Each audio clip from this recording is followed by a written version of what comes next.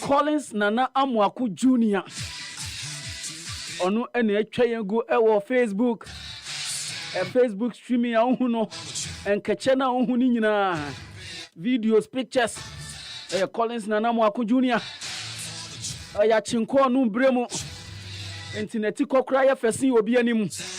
Goodness me. Yatenase. Ya goodie nsem na ebrɛ wo. Your mind chichire. Oman ya sie. Ewa goodie kwanso. Welcome on board. Time check. 9:18. Ene gaka tofo no hyase. Ene anope ensem ne dɔɔso pa amanone enura PFAG PFA awards ekoso. Na team of the year na di aba no bogus to say the least. Odi yeduru ha yebeka eho nsem. Unim se enche bia Blasters call up eba. Blasters call up eba. Enkrofo bi susu se look. Blaster ni say afa papa. Enti players bi wo ho a SCM4 mo mahihye Blasters num. Especially window way. Esa see players na wa man on almost soja. Enti ese window way call up na beba no eye watertight pa. Onum se nra Isaac Asempa hinte se no Blasters ni oba be ye Blasters adwuma bi wa. Kwaku ansa obrade ye be kwa manone. Special e de ye bebe fie. De ye koso nyina wo fie no o de beba. Na onum se CAA region 2 athletics championship no abana wie 2 days 18th 19th abana wie na ohwe medal table na Ghana ma say 23 medals in total by the 4th. Ni nyina ne se nya gold medals miensa. Ye behwe san komoyi edi. Mehu se GA president Owura Bawa Fuseni ene sentrofo akasa obeti ho asem na anopai. Emre pemu no ye ne be kasa. So onum se World Athletics Championship koso team no mpodi omo a start campaign crowd da. Na asempanura Kora frame Kora Emmanuel Tufo. O say ye ma team no the needed attention. In fact, or accuse the media in a private conversation, but me want permission to see the American in America.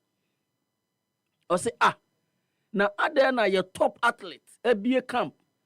Now central for monka once a win. And I'm so ya can waha a juada, no see ane, mete se moka. But then a monkwan a moka. Na other media house, omonte ya na, and I'm so see a dear. No, ye sports station. Entina abreni ye other sports asempa say oni ne nam na ye se de bia be football de bia onu benya problems. But Kora say the needed at onumpo de o say official dom crown so sa ti enu akra no per audience with the sports minister. Isan say office say the needed attention I see de ma ye athlete no o see we ye elite athletes. Ti omuhia national attention and national support. Ye behwe sansem wi na ye di ho komo. Isaac Asempa atenase. Owura mechia mwakọ aba bibi aboko de. Person da bi anya boko mente nka. Sa person se nura person ekura wa na se kura. Se nura me ko ka person ho asem me ba ye so ko. I say mre ni ho. That is it. Because nura mpo no na me call direction. But I don't know any problem because time in here. And I also didn't know how long we are going to spend in the meeting with Boston. Enti se na me hwehwe wo ansa na meko soro me hwehwe wa me hu. Enti na kura phone no to with my text. O de me de fa ha o de fa ha. Enti na kura phone you could have texted, but I didn't know how long you're going to be in the meeting with Boston because Boston there. So children enti person that I was say mentor kan yi. Sa jacket is come ya won yi bi my yen. Ejuma mo yi dia mo kan kire pre ko hen. I somebody wada sa. Accreditation there na unse na uniha. And no. Me. But the homework up, you asked me. Say na me say waba. Say no waka kire me say waba. Say no waka kire me say waba. You baby anyahwe. Na say wankasa wanim kura asen accreditation. Wanim ani wudi ba akọbọ no asen accreditation. Me mpa jojo. Baby a me mfie edui. Uduro na board in say Mr. Sempeni. Baby a menyi edui mpa jojo. Debi. Ye nyojo. Baby a menyi edui ma po ne ma po so emre yi. Ye nyojo. Na me ko jira ma branche bi akojojo me debi. Ye obi a nyojo. Debi. Charlie. Okwa. Oh, but nyame adom ahonde wo ho. Nyame adom ahonde wo ho. Na wahu Alexander Isaac, wahu ni statement no. Oh, me hu ni de no na me hu Newcastle so response no. Response no to. Enti Collins mame Isaac statement no. Mame ni statement no na hwehwe Newcastle so de no. Ma fe no ama enti hwehwe no mame mpacho. Na say Mr. Sempa so wa medreman na odi ama no e di ama me enti nana mo ako say wo ho a mepacho ye ne kama ema me na ye hwese de ekọ ena no pe esan say enura awards ekọ so enura na nka ese wo ho bi nanka ese wo ho bi se na bibia ekọ so yie bibia ekọ so kama nanka ese owo hobi because he made the team. Because he made the team of the year. The team of the year, no, which I found very bogus. It's a very bogus team. Very bogus near then. Who should have been there? No only. Me say team ne wo ho no, a bogus team. O ba team ye ho adwuma. Yes, ye be ye ho adwuma. Na o ka ho bi. No ka team of the year ne ho. But no ni ho. Enti afterwards na no. And this statement we eto enie enti ono ankasa ene posti e ne IG their friend Instagram no ene ko posti ade o say I am proud to be recognized by my fellow professionals with a place in the PFA Premier League team of the season for 2024-2025. First and foremost, I want to thank my teammates and everyone at Newcastle United who has supported me along the way. I am not at the ceremony tonight. With everything going on, it didn't feel right to be there. I have kept quiet for a long time while others have spoken. That the silence has allowed people to push their own version of events, even though they know it doesn't reflect what was really said and agreed behind closed doors. The reality is that promises were made, and the promises. Hey Collins, Wamadeno Abba Afra Menisu. The reality is that promises were made, and the club has known my position for a long time. To now act as if these issues are only emerging is misleading. When promises are broken and trust is lost, the relationship can't continue. That's where things are for me right now.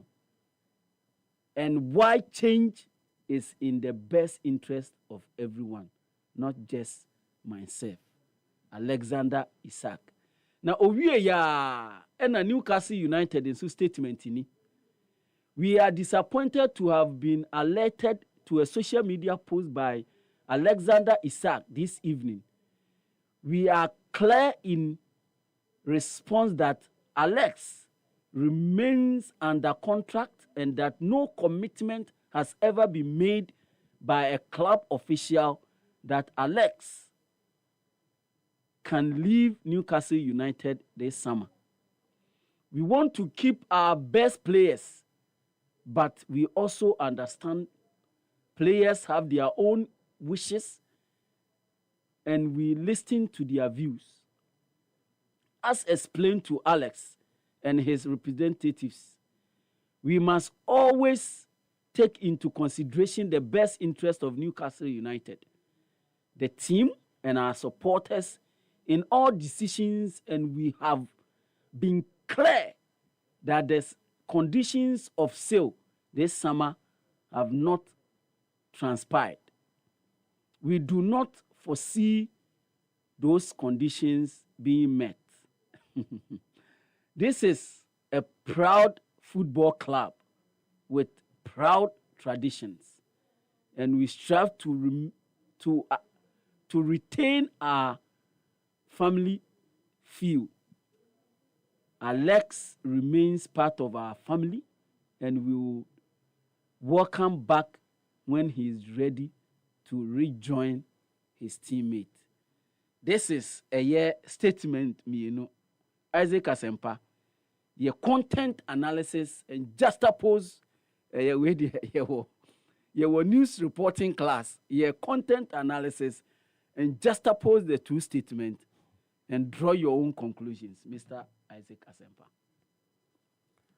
We a class asem a year straightforward. We been in a girl a problem about mountain. Where you been in a girl a problem about a mountain. Asemaba. Girl ni say only boy na yen tutu ye. Boy no ebuso. Enti on ba boy no obi em. And a boy no so say apetampe. Me no ni hihye bia saa. Mimbu imre bia so. Me de we wo ho. Se oba match no meji. Oba me punu no me bie. Oba match no. Because unti kura me punu me ntum.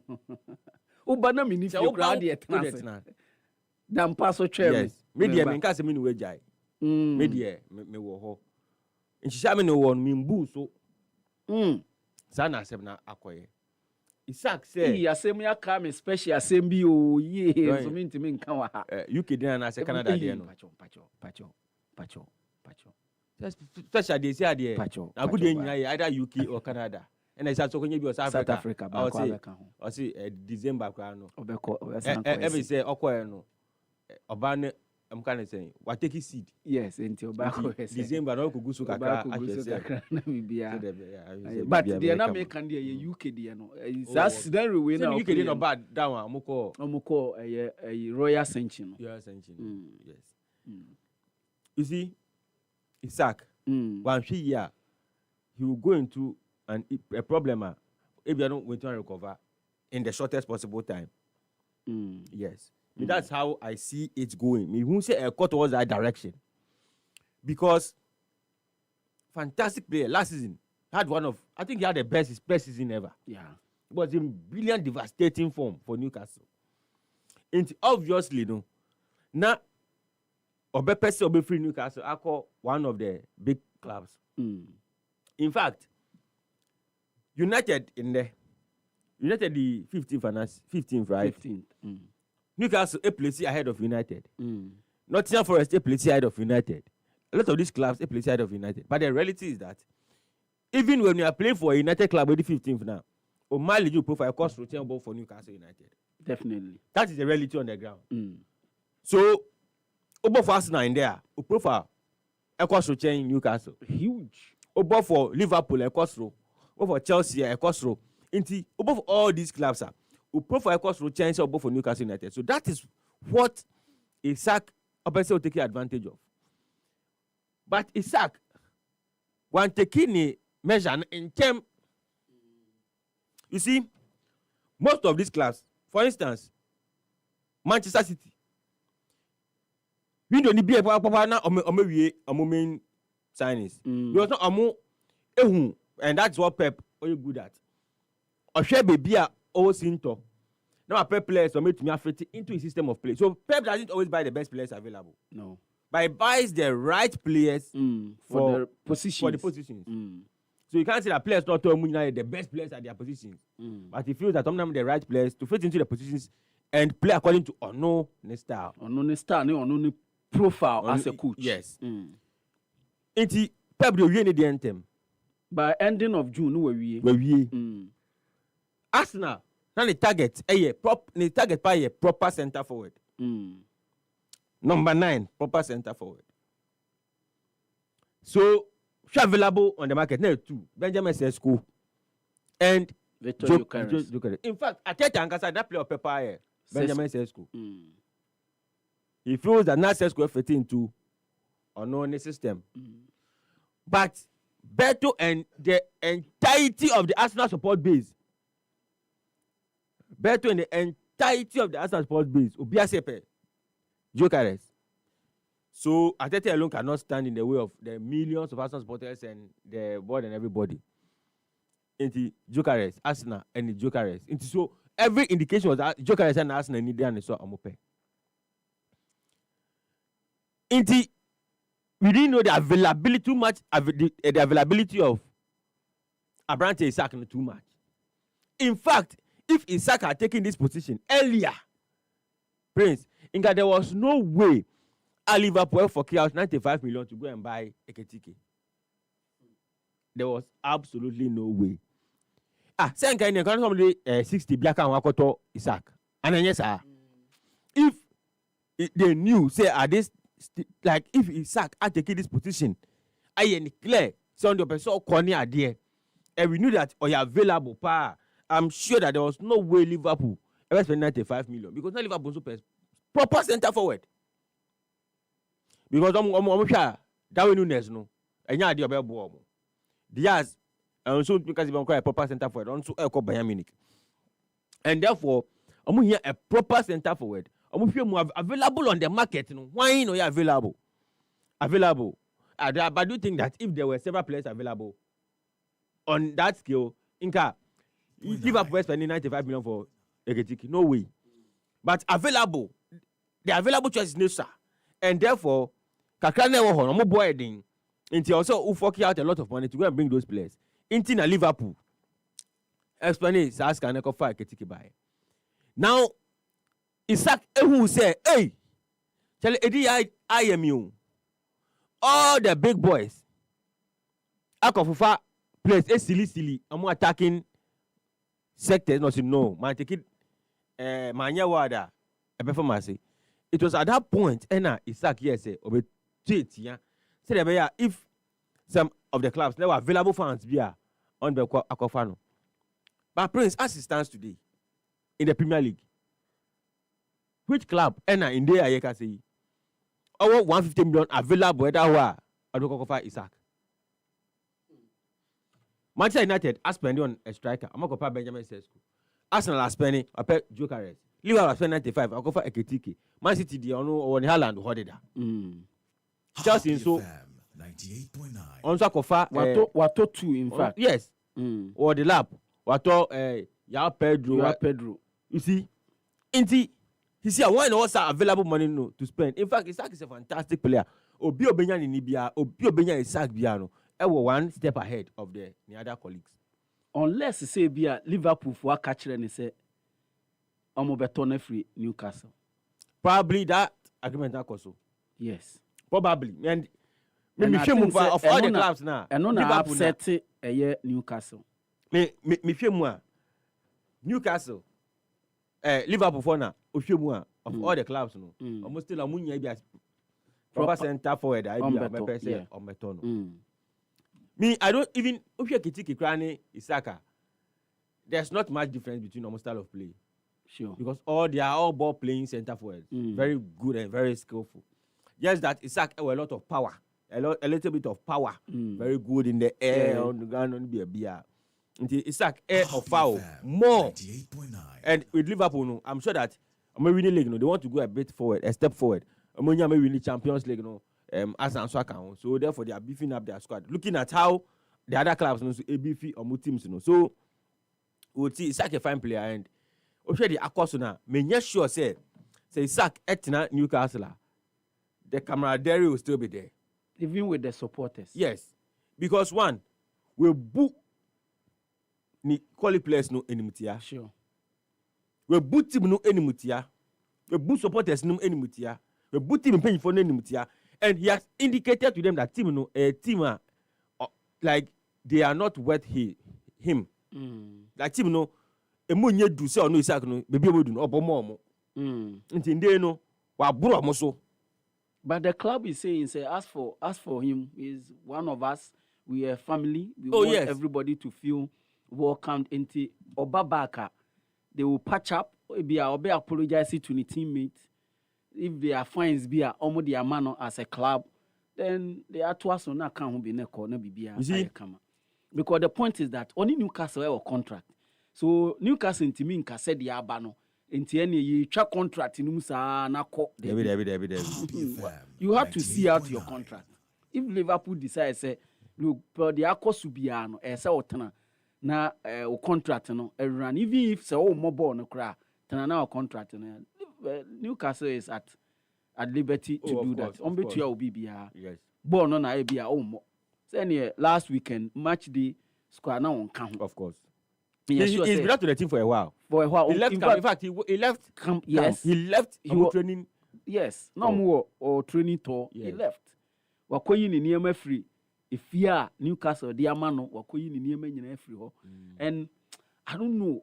Ne handless, I don't know what they are telling him. Etuato. Wati etua. Yes. Wati etua. Papa. Onko ejuma.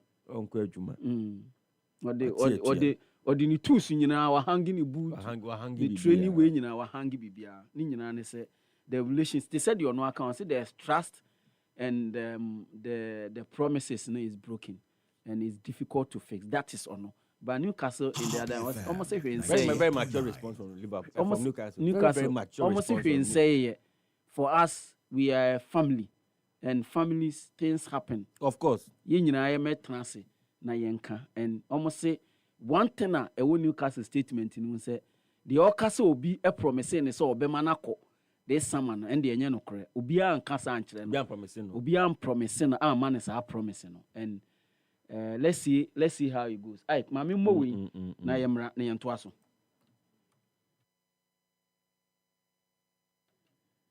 Hey, ajemensem. Yenti we. Obiba, there is a problem.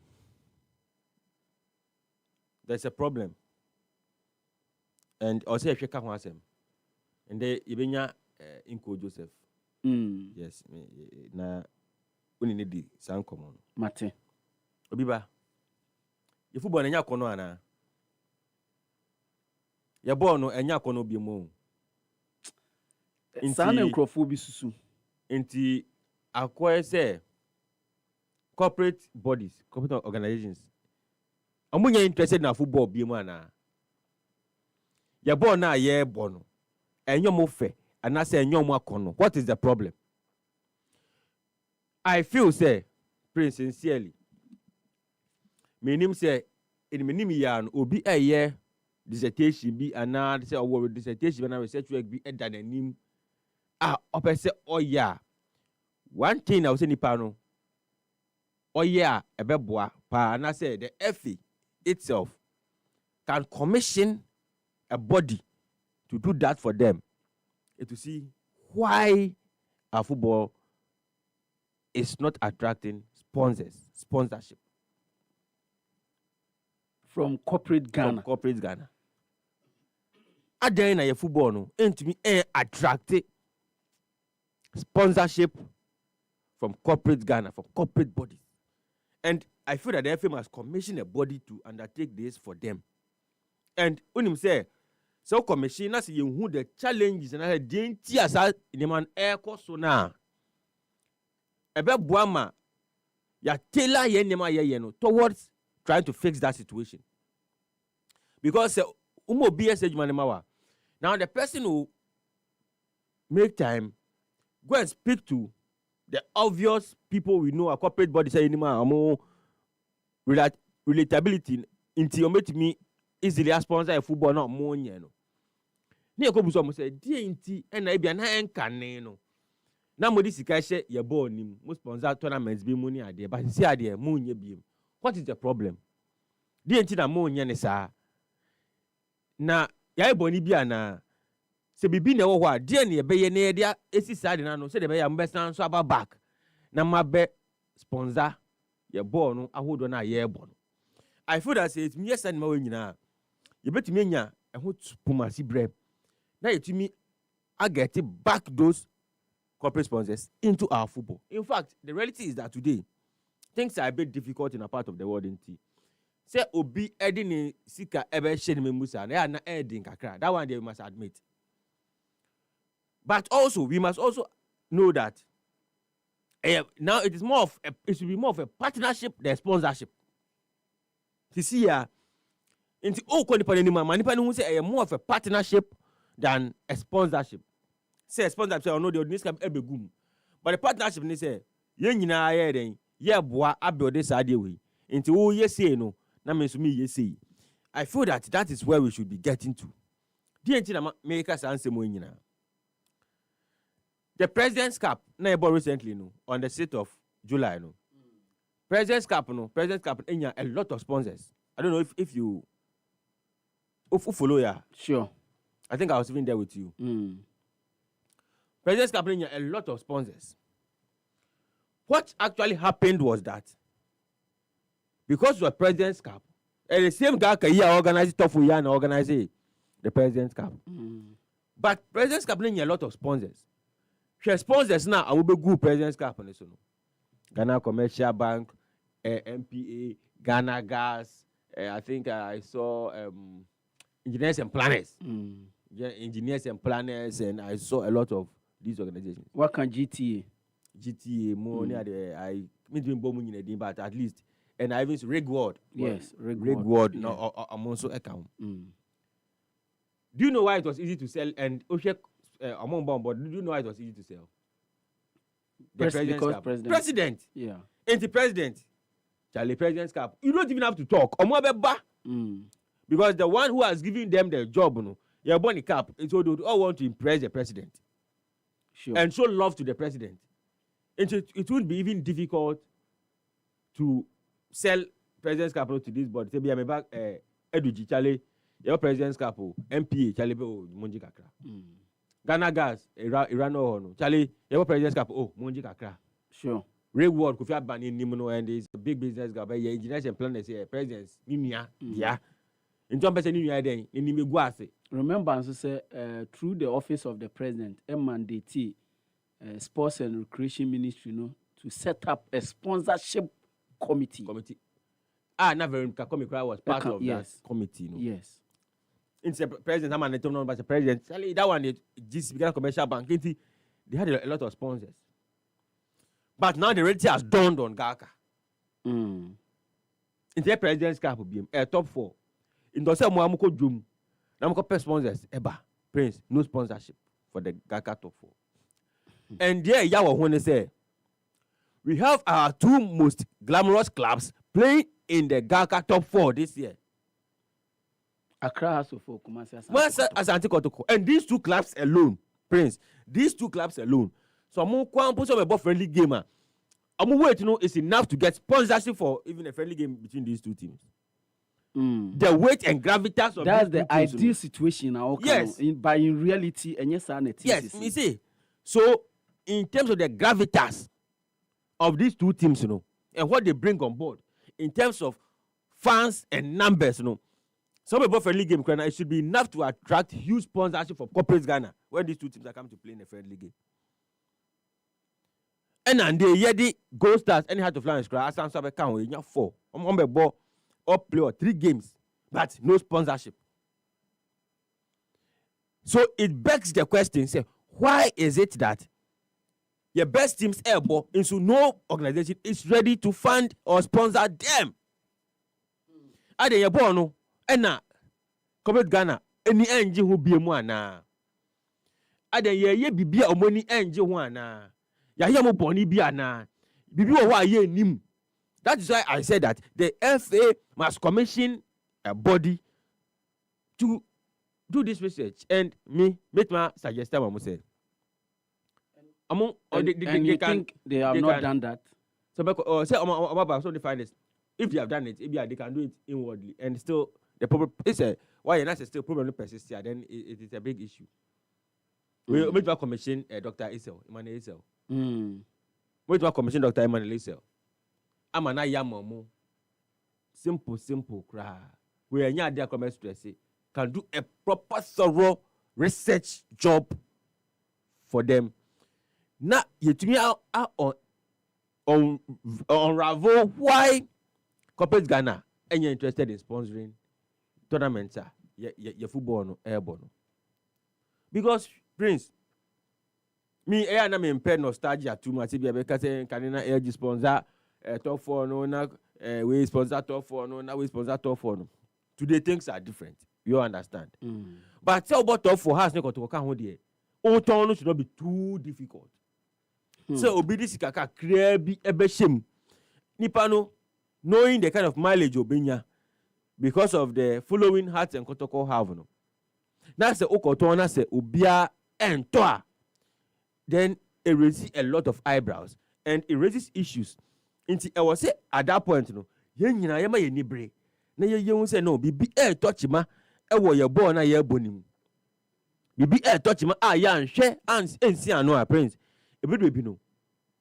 Because see, your Premier League you have sponsors for a long time now. Adintia. Premier League, Ghana Premier League. We are not getting sponsors. Why? But you who tournament in Keti I be a badminton for be ball, weightlifting for be yeah, arm wrestling for be yeah. At least you will see that.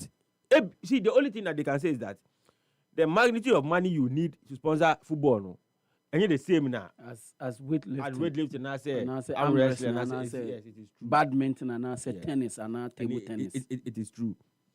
But effort is also important. So big and if you watch, Prince, you see organizations spending so much on other things. Hugely on other projects near there. Into other na your football na enkaneno na obi pese obejin ni dimpa football no odeba no. Adenchi na isi a animum etikwechi. In fact, I can use Glow as an example.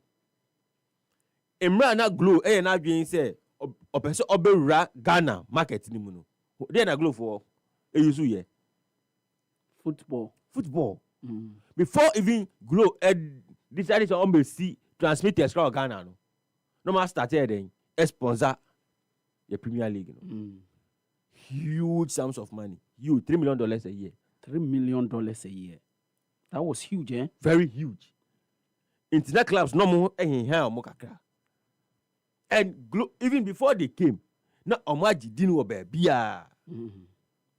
No maji dini e wo bebia.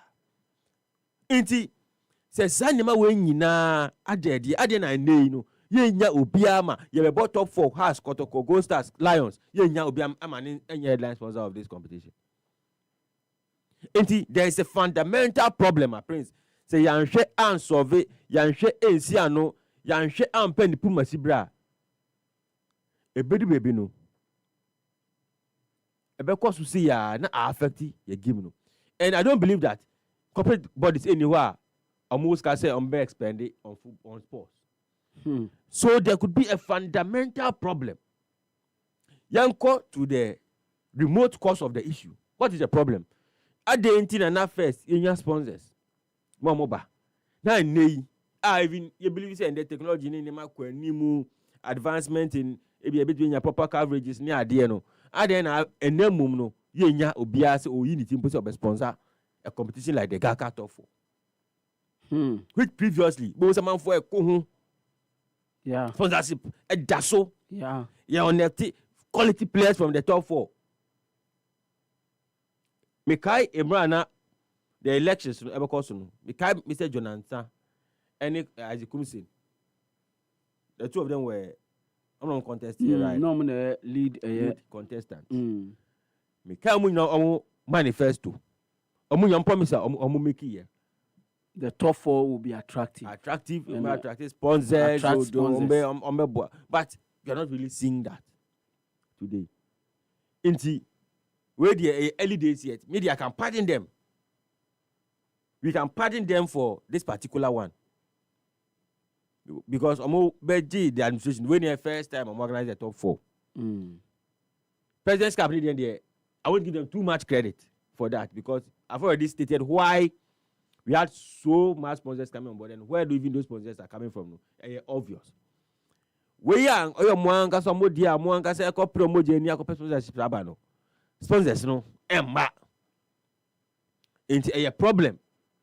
It's for their mandate as the Ghana League Clubs Association. I'm so Juma Bakone, some of clubs, the DEA, as the welfare body for the clubs. No. Self about tournament, that's the one to me in person as and from Buana clubs and won't ain't higher more. Then it's a problem. Enti Obiba. Media no besio because we would get Inku. A very good issue. We're reason papa. Because if this how is going to go, then I don't see that they are making any improvement in your bond. I'm going to buy and they send there. Down kwama there na titina dada na. Yes, if this how is going to go, na dada na. My main fakakra encounter say enchebia. After your ball week the next week your ball leg new year there'll be a break in Europe and everywhere. Yeah. September international break. As it stands now, the Black Stars coach has sent the invite clubs out to the players that is inviting to come and play in those two crucial games. Normally, Obeseniama F no at the request na command clubs no.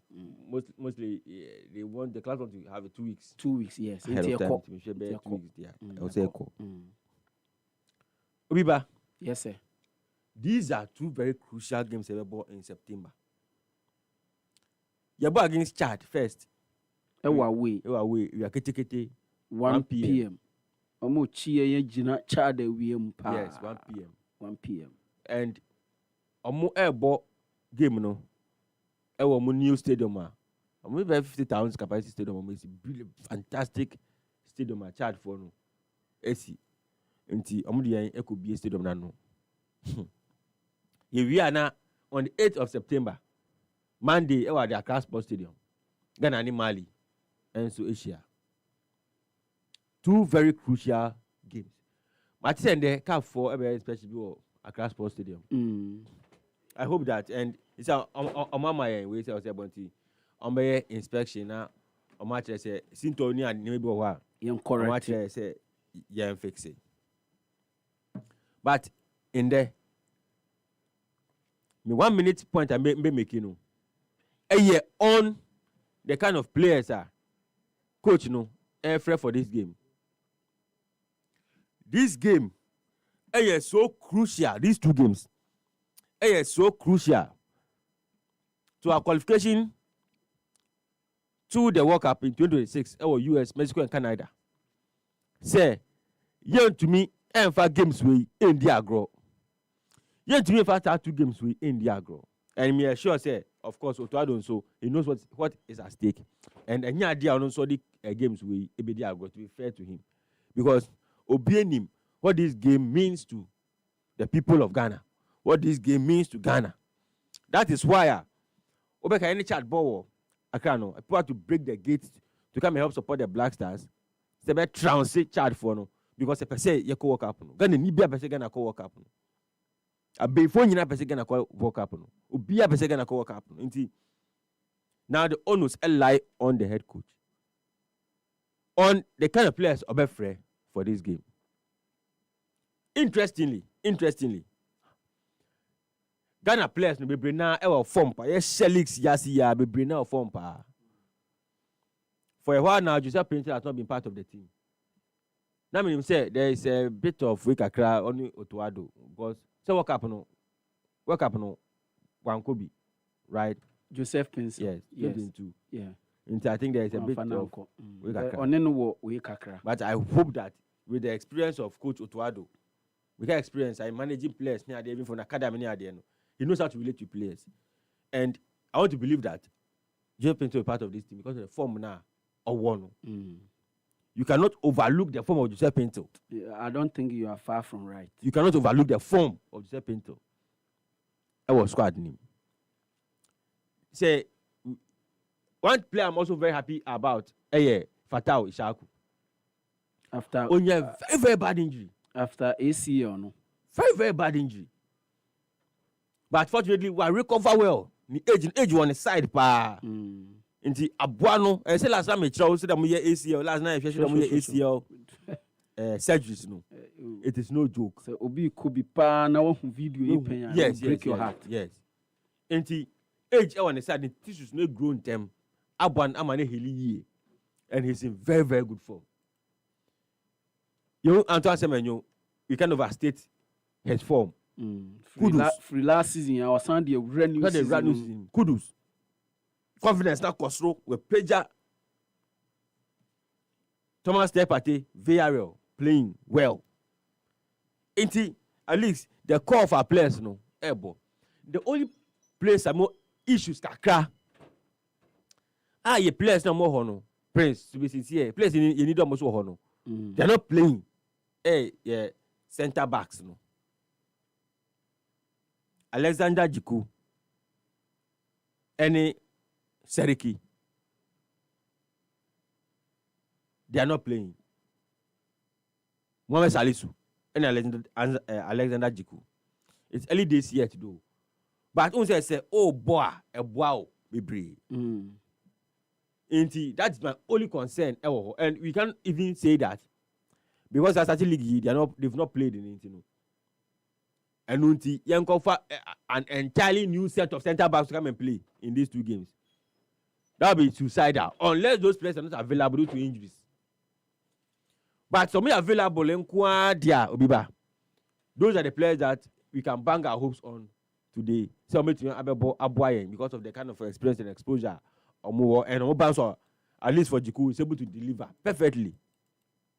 Eddie Mayen. Caleb Urinchi for Northland. Or a midfielder.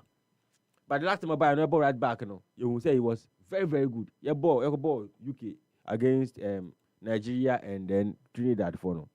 Any Jamaica for no. We play against Trinidad, right? Trinidad. We saw that he was very, very good. Right back. Gideon Mensah also has been a stable force. Your left back. Ibrahim Suleiman also at Atalanta. And also Obaye in midfield. Fantastic. Lawrence Ejekum, Abu Francis. Yes, we have the players there. Unfair, the best of them. Amomra, nobody deliver MI because this is a World Cup that yen to me afford it. Say Yanko. And the prince, a very suicidal. Say World Cup about being saying Nagana, Yenya Akwenya, Uncle. Obiba, where the Mammy fancy her. Where they are running, where I be cause I in kakra. So Mamifa enu insia. Enti Blasters enchebia ane eko invite ne de eko kra enti asempamu a omo wona mfofo players bi ye omo na omo eba omo ni omo ba papa na obekae a yaka wa ha se this window is crucial at the Magana. September window no is crucial pa. And because ye qualification no, and I'm talking about World Cup qualification no, ye bet me SC that qualification in September. And every player would want to play at the World Cup. Of course. The point is that every player, so-called, that's the pinnacle. That's the pinnacle of football. Yes. Be a person of the World Cup. Enti, who say players na who keka say ye from amo bebo World Cup qualifiers no yeah emre bebre ye wosoro. Enkrofo bebre susu say yeah players na on bebo AFCON qualifiers na yeah omo person bebo. That assertion, I don't want to believe that assertion. Enkro me ti say enkrofo kan. But I don't believe that because they are professional players. At any given time, they are from some may represent your nation. They can be lackadaisical. They can do their usual kwane sometimes. But to say someone person by the body, me I don't believe that. But World Cup is the pinnacle. Tia bring your own person bebo. So it's the reason why I think say Ahokekano this time in September but was looking at say against Mali, any good result against Mali here because looking at said the results back in the Comoros, the other Comoros game, a bit me am yes secure. Na ya party no ha. Said and ye back could di watch 18 million. We are against Mali. You want to take me jobs here? How much more than almost much chance. Mamenchia kwasifua. Cancel a call. Enti minimum say the party no will be in September and early September on the 8th na game no ye ne Mali no na aboso ewa ha. Enti ye ni bedi saa ensem wo ye chia ye ni bedi saa ensem wo ye chi ne ahwe unim say bogus ne batown say dia na bibia aye kama pa. But Ike, what same back a wo kan yi about Gaka de Gaka no onya sure say nkrofo susu say Gaka no omo outlive your usefulness only nkrofo onya adwen saa ja nkrofo bibira suggested ndinka yengu no kra no but if because our competition but the reality is that if what competition to me enye bibia extraordinary out of the would be anything more than what anybody else can do there and usefulness na eko and because previously obeka say okay ye wo kotoko e wo ho ha se nka ho enti marketing difficult so at as here ene die wo kotoko ene wo ha se nyina wo ho e wo mu se omu mienu no omu anyi league but the point is that omu wom wo Georgia league a represent Ghana e wo Africa wo the auto so second ye Heart of Lions e wo mu na se untimi nya sponsor ba kokra dia Edin Ike Edin pa entina sa omu ka sensem na well nti ene de me entina me say nya inko na we can no munchire yen we can press them like we shouldn't let them have a full day or say yema omuhu ye hu why they are struggling to find sponsors. Is it that any attractive one you born any attractive man is it that corporate Ghana is not interested in our game again and also as Gaka what are they doing to improve that because I want to make welfare body for the clubs so if they're not able to also find a way say they bet me abwa as officer na or come because at the clubs no into almost some asudie and yes, so much they say the more talk for any idea there be because look, has ne kotoko can decide say, oh my, there's no sponsorship. Oh my, skebi. I don't know. Probably they have given them money. I'm from sure. Where? Say, someone said Gaka there because of 5%. Don't free FA any players any games near the no. They also almost kakrada ho. So you are saying say, omuska. Oh yes. Almost get bit down. Ahe no mo dia ma clubs no. And no much minka. That is the cracks of the matter. And no much minka. Because Sir Oma has 30,000 so omebo president cap. Oh, na 30,000 there. Omebo Gaka tofo. Na 30,000 there. 30,000 on the year. Or there. Oma na Lions 30,000 best Lions. Oma no 50,000 cra 50,000 on the year. The one game expenditure cra say. And I don't think Sir Gaka can offer more than figures here mebuboy. Oh, are you sure? Yes. Gaka cannot offer additional 100,000 to each of the clubs. 400,000. Oh, they can. For the Gaka. Oh, me sure say we no boy no. When is Gaka crowd ho? They no boy. President's cap no. Scan no me using nyina for president's cap no. Now, are you saying say president cap no? Sponsors ne buy ni nyina call Gaka for. Oh, some no buy so I'm sure that. No. I'm never go presidency. But NS ni benya bi. Ministry ni benya bi. Na Gaka so ministry no onye bi e dey. Ministry no January or yen IGF o. Nti onso benye sika ni be that o. Yes, ono so benya bi di ato ho. Nti say sika no buy no. We don't know the quantum. But enye ni nyina na be call Gaka for. Wait be wom. And I'm saying say I don't think Gaka can offer these 4 clubs more than 50,000 me I believe they can. Ghana cedis each. Yeah, me I believe that they can. Okay, you know ba maybe they can respond to some of these things. And Abia, you bet me crap press clubs no. Ni ebuso omo say top 4 no ahe na gaka edema omo. I don't honestly be people from betimi asesa, and I'm not saying say the American no kore no. What I am suggesting is I don't think say gaka omo position omo no betimi ama more than 50,000 to each to these 4 clubs. And no yenim say a peanut. Yenim say for even these 4 clubs a peanut, because say ubusa bibiani go stars for on be catch a car omo boy throughout the last season for winning the league. Heart of Lions be catch o. As ne kotokodi enim. But eno mbitimi dia mom. Enti is a very good conversation. Na yenya kwekwe ne betena sene yenko ne sai. Bra na fa stories ne bra ne yenko ne sai. Ansa na obeba no se mepache wo se uye SHS liver. Na opese oye adwuma security personnel dia. Adwumakuo bi abankran ha ope SHS livers no form say security personnel. Ti se wani je ho se obeye adwuma as a security personnel. Now ye SHS liver. For our application letter no ebra the front desk of Happy 98.9 FM. You were Salam Down. You were near the Salam Down roundabout. Na dwumakuo ni se limited spaces na aka. Enti no apply na sisi ya. Se wo di application se wo di ba in person. Se wo di ba na bibi nti we hu Happy FM ha. Free number we 0202 222068. Dwuma na aba di amount enti adwuma so de pa abrante ababawa se uye bibi kakra eboa wankasa.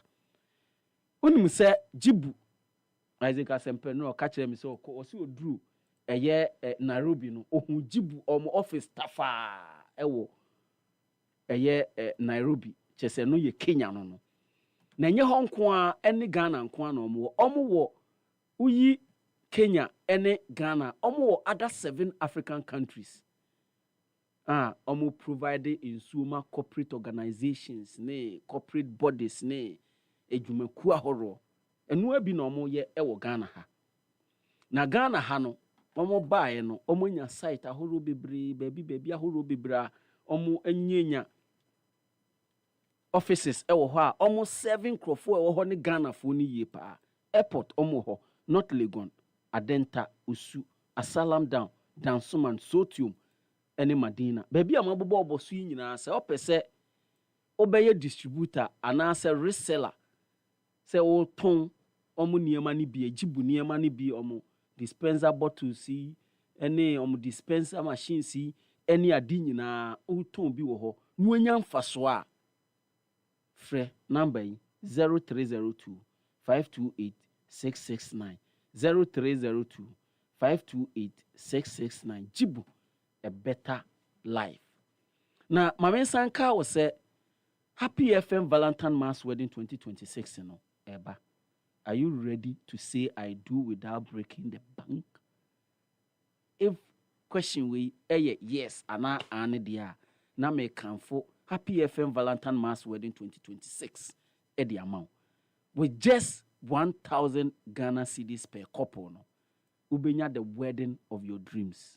Wow, wedding of your and not say why your wedding no said your open no why ye with just 1,000 Ghana cedis. The amount luxurious hotel accommodation, beautiful wedding outfit, amazing reception with great food and drinks. The amount stylish decoration, the amount convoy escort service, professional premarital counseling, the amount video and photography, hair and makeup, any the keke kahunyina the amount. For 20 years, any year adewi. For 20 years, any ama love stories about true. Ama encrop said danopa afidi na mi wo hobi e wo dansoman. Bethel Baptist. Ocean crop for serie pa e doma no with just 1,000 Ghana cedis. Na utimon say ya ye adwuma for 20 years ampa na ya ye ni ye. Ka ho tutumrika ebra Happy FM. Your premises, your Salam Down, number 4 registration for manimu yes and say content 10 to yes and member or china meba Oye on ho kokosechi abeba no na asan. Se open inquiries be any sponsorship opportunities patch of free numbers 0244 906235 0244 906235 and answer 0302 254858. Valentine Mass Wedding 2026. Award on another level. Don't do terms and conditions apply. Kweku betanase na yenko bo niyepe. Novant Auto Vigro Nove na chese happy 98.9 FM. Kweku ansa bright here. Ghana's 5-star. Emraso eja demu tu. In Tampaso Yanshan Samna say free awards and draw etimi eko so kama na PFA awards and also etimi eko so kama ewo England na players ni bebrebe and I'm penny for etimi ebo ma baso kama se season etwa mu no omomore mo so ekon kan ye pa na papa ye friend Gareth Southgate, former manager at the 3 Lions of England no ono edenya merit award no kama eno eko edema Collins Boame na Jean to so tafa na do na so ehu dia kwane ne ba na after say papa no ye bo din say ono na sa ba so bode no eko ede ama no okasa kakra o kire mu say PFA for no yadom yie papa no say abrana no omo hwa aboa say players no omo welfare enso ebe koyie elho.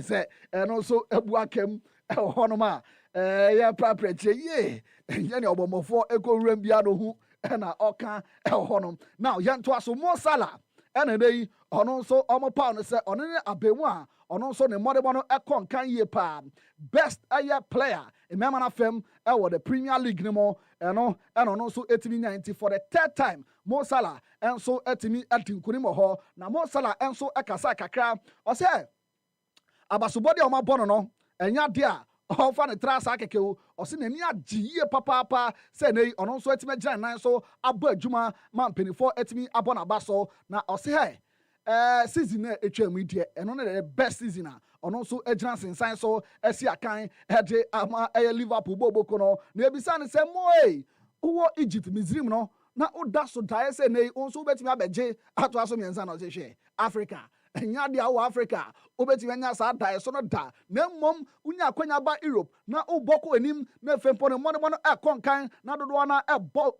nsamrane na amasa gidie no aba to so sare de no kra ba kopɛ enya dia ono so eda eso ho dae na oto aso kire mu se oda ne teammate nyina ase ewa akwanya asa nyina so se nei omo so etimi aboa ne kama honoma ene anopai yen so ye kan wasem ede amao Jumedie no so yanhwe ada awards dodo na ensu enyaye best young player no eko edema Morgan Rogers Collins for video no to so na dodo na hu kwan amofa so echeri di kama edigu sa award no ho sa enso dam Mayona fem no best player no eko edema Mariona Cardante ono esina kan edema Arsenal boboko no in fact ono ene boa Arsenal boboko no emamutimi kwache Mayona no Champions League ne kama elho na PFA player of the year no medical boss dada eno eko edema abemu Jefferson Mo Salah we winning the 3 times on a record kese pa abemu no so etimi ayelho na PFA team of the year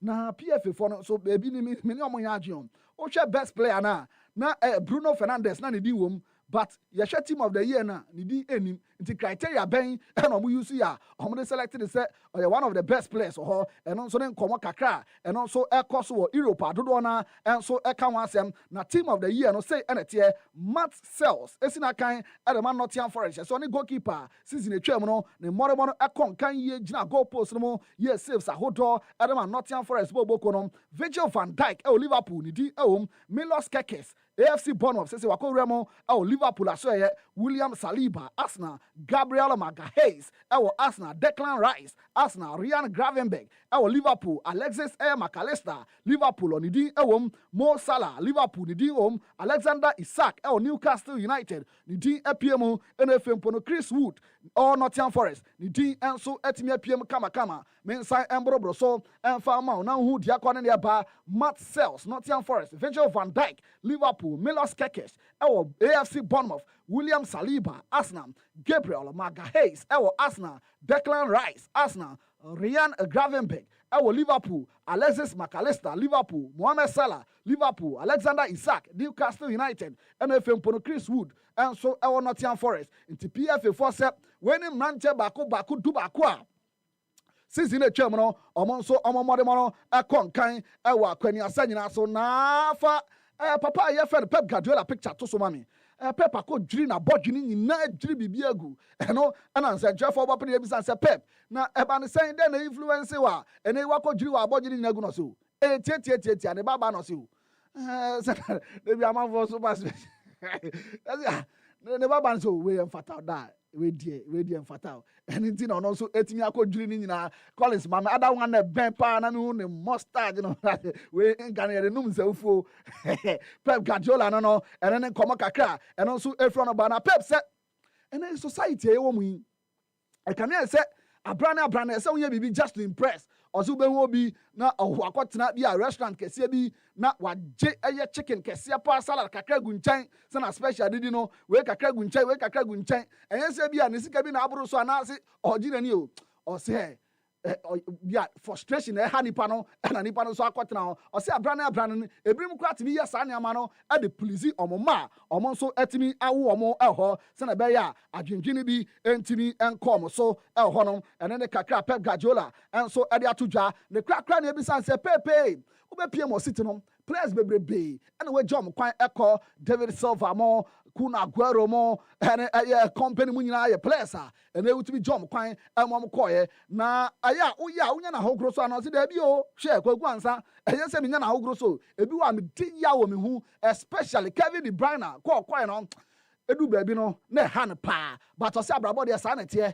ha miti ebi abebi kɔ ɔse sa na abrabɔ teɛ wobɛba na nso abebi akɔ na obi nso aba abɛto aso ɛne ne kakra Pep Guardiola ɛnso ɛde to dwa na ɔyɛnti ntomu ɛwɔ nsɛm ketenkete a ɛne nso edi atrɛntwe Andra Spanish La Liga game bako ekoso our Stadio Santiago Yesti Bernabeu wa bra Real Madrid boboko no atonsa edefro Osasuna at the game na hye so at the end of 90 minutes no na Real Madrid a hye kana bako pew at the ato Osasuna for atrema omo prebia renkyere boto omo antimi antesa eka no ho na bemu a yefre Kylian Mbappe enya the only goal of the game Collins father picture no to so ma me kama pa na penalty na bemu no so etimi convert ne kama ho na komo dia chire dia bebrebe after the game Kylian Mbappe na mpinifo epa no so no ana ne mmore no ekon kan ye pa wo game no mo na komo kakraba Luis Elsa Baza El Presidente arema Osasuna boboko no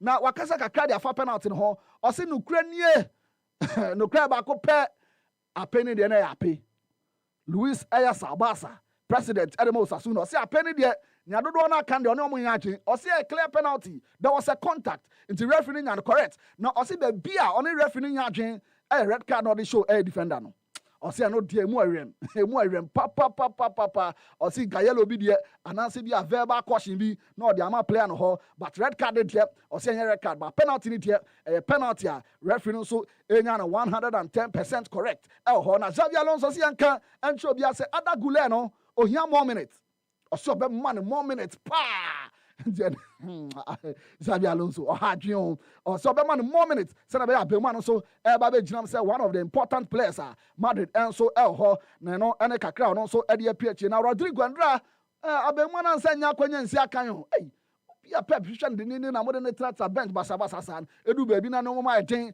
e de ama Madrid boboko no ni nyina nkemfa no Xabi Alonso entimi amfa na mbem na Xavi say abemu efren Rodrigo no enye se bi atan no ye bi say reason Ben Quentin no o ti bi bench Rodrigo ono se o start bi am back the reason why o bench no memom o kan play na ye play fa se abemu efren Rodrigo goes no o kan plans ho ye papa or see where one of the 38 games on the ball into Bian Tami Kuchu abemu efren Rodrigo no emrepemo ono so ebenya kwanya abesia kan bi e diama Real Madrid boboko no na Andra Franco Mastantuno enya kwanya esi akan beta 3 minutes ne kakra adema Real Madrid boboko no in fact o making the debut adema Madrid boboko no na nei wabeka players a omumfie ni so a omunya kwanya esi akan adema boboko a your friend Real Madrid. Now listening here, Martin Odegaard, Arsenal captain, Ogremo, Madrid, 16 years, 133 days, and Ojans and sign so, Asia Kain, Adama, Real Madrid, Bobo Kono, Samuel Eto'o, 17 years, 270 days, and Onusu Etia, or making a debut, Adama, Bobo Kwa, your friend Real Madrid, and Andrea Franco, Mastantuno, 18 years, 5 days, and I pay one also, Etimi, Enya Quenya, Ejinamo, Asia Kain, Adema, Real Madrid, Bobo Kona, and I don't pay Yakan now also what to do, Hokama. Now over the weekend, Football Club Barcelona, say me KN Club, not just more than a club, or money Bobo Kwa, your friend Real Mallorca, at the La Liga, EA Sports game, Bako Ashes, so now game no Ecoso, now Mallorca at the form a Camino, or Moon Antony NT, now Omu 8-year-old fan be Jeffreno Aya Laurent Aya Simonet. Akrano na me say esu obejani live on Facebook no nya pictures ni bi a share after say no omu lose 2-0 no na akrano e de esu ma na yare ho sem no so epie mo ho na entra abemu no nya kwanya ekopie mo Real Mallorca for training grounds players no oni omo koy interactions ahodo Jesus ahodo no omo etimi assign edema kama abemu no so eni giye pa utum sa brofo no omo yade e ma no ye fa yie papa eni na animunyam se kakra omo so edi ahye 8-year-old Laurent Simonetta ye ka enano pay na won so wati bi kama e honom na yen to ansem no so emfa emao na enen enti amenya ne se Alexander Isak, the teammate, no, emu achemienu. You see, emu achemienu. You see, a section of players, no, FLA say, Kwanya Isak, headed Newcastle United, air fast room, in Chaye. You see, players, ni be FLA say, oh, now Isak, Ufi Dortmund, Abakra, Sabi, now Unyo Biasao, Newcastle United, Anna, Abo, our Quenya, Sanina, so nay, Udi agentre han we ase afa na nyina na ye no ne se na mben u contract campo no enya wuye ene ne wate atua umba training grounds umben team no kwani asa nyina so nti ase teammate no omu achemienu se gban a section support Isaac and a section so support Newcastle United Bobo Kono ene ne nkoma kakra and also efi onon pa na Luka Modric se se we fi Real Madrid aso ye na mom Santiago Bernabeu will always be his home.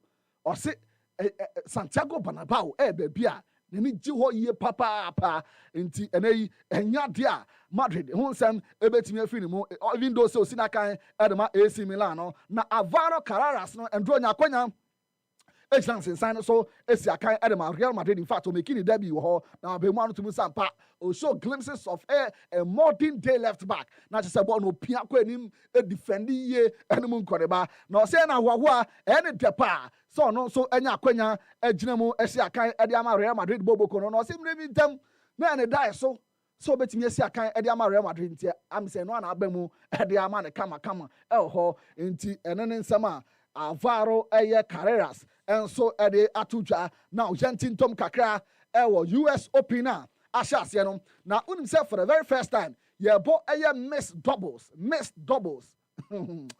US Open omo ye guy wati na chese no so koso kama na quarter finals and ye draw na quarter finals say and koye Jessica Pegula and Jack Draper one side Mira Andreeva and Daniel Medvedev and so one side into Jessica Pegula Jack Draper Mira Andreeva and Daniel Medvedev etrom 4-1 and they almost let me qualify they accord the semi-finals. He got one take and a Casper Ruud one side and a McNally and a Muzetti and so one side. He got one technique Casper Ruud etrom 4-1 4-2 almost me qualify. Now Casper Ruud said the one yama kone Kamia said he got one tech no the winning trainer and no Ochi into they also joined the Ojiri pass bibia beko ye na miss doubles no omonso etimi awini kama Danielle Collins and Harrison one side on it Townsend and Ben Shelton and the boy ni ekowie 4-1 5-4 in favor of Daniel Collins and Harrison. Almost Etimi Remo award the semi-finals. Carolina Mukova and Andre Rublev at one side. Omone Irani Vavasori more and so Edibweni and also Ekoye 1-4. 4-5 in favor of Irani and Vavasoria. Vavasori Monso Etimi a qualify. Now say a semi-final pair, no etie. Tenidi mami. Mr. Tenidi mami. And no Basso 11 p.m. and then Jessica Pegula and Jack Draper. Kwakosha Igas Swantek and a Caspar Root. Jessica Pegula, Jack Draper up against Igas Swantek and a Caspar Root. Basso 11 p.m. Nefem Poro the second semi-final no say Anabeko Danielle Collins and Harrison at one side. Or money Irani and Vavasori and a Libepweni and also Basso 12:30 a.m. Nyami Adoma.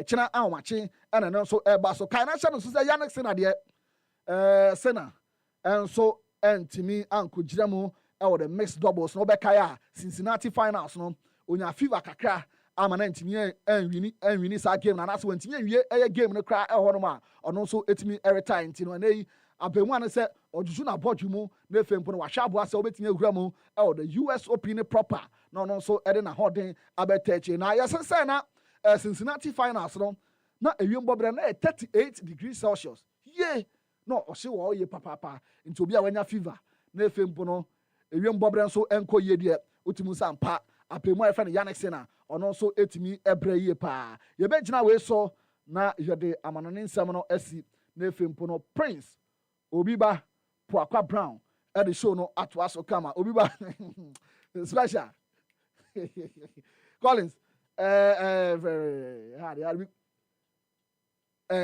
Na bibia enso enko so kama still waso eguso a wuti happy 98.9 FM and ye video no high ye pa nti ama enyama bia star ha but monfa enche ye voices ahodo anka ye de bepia stories na chi but fidie ene ye de adwuma nti no mo de be chain na efimpo no ma sorry so na legendary Prince Obiba Poakwa Brown at the show no abeto aso no Obiba kra Obiba hey I say me ready enti ene kakra and also every on ba na Newcastle United for no me njo masio Newcastle United na mo Juan Wisa na ofi Brentford aba so no so ato atia ono so say anya de obe training na Isaac so training amoso mo ntiase na sembe nkrani special okay intino yeguso etinkonya so ehwe se Prince Obiba Poakwa Brown ba be take over na efempo no bibia akoso yie kama ho na mo akokole sha aja special say na me bibia ni wa mebo ntino bibia ni wa mebo okay intino yeguso etinkonya so hwe abo ase bibia abekoso still waso eguso awutie happy 98.9 FM intino Obiba beba na efempo no bibia enso akoyie kama bibia mana mo ya se me magaza intino sorry so na Prince Obiba Poakwa Brown e the show no ato aso kama afi wo hu se kase ya azamba afi wo hu se kase afi Collins mame eye the PFA eye team of the year no fama me transe Albright transe Collins enie enti eye goalkeeper we no wa himpo Nottingham Forest goalkeeper ena odapo mu Virgil van Dijk ene eye Milos Kekes William Saliba Gabriel Declan Rice Ryan Gravenberch Alexis McAllister Mo Salah Alexander Isak ena afe Chris Wood Ike team nini the only changer I don't think that Cells did better than the Dryer. Okay. I don't think that Sales did better than David Raya. You see, Sales can be there because of Nottingham Forest. Position Ombedi, ordinarily, is not a position that in compared to me, Abedi. But he was not better than David Raya. No. I don't think he was better than David Raya. The only thing that Same BBI, he's not better than David Raya. Onya, they had almost I think they had the same number of clean sheets. Yes. So almost share the Golden Glove, no. And they feel that Nottingham Forest, now Arsenal, the kind of defense Arsenal crack as compared to Nottingham Forest, now say with me keep the same number of clean sheets, then probably he deserves it. And that is, I won't have a lot of qualms about that, but I feel that David Raya was better than him. And defense, they need a lot about, they picked only 3 defenders. Yes, 3 defenders. No, 4. The 2 say 8. And 3 center backs and 1 left back. In fact, the point is that they pick a year 3 number 4 or number 5. 3 center backs and 1 left back. And 1 left back. And we are saying the Van Dijk bebo right back. Say the Van Dijk bebo right back. Na Saliba any Gabriel Abo center back. So me made the Saliba mum bebo right back.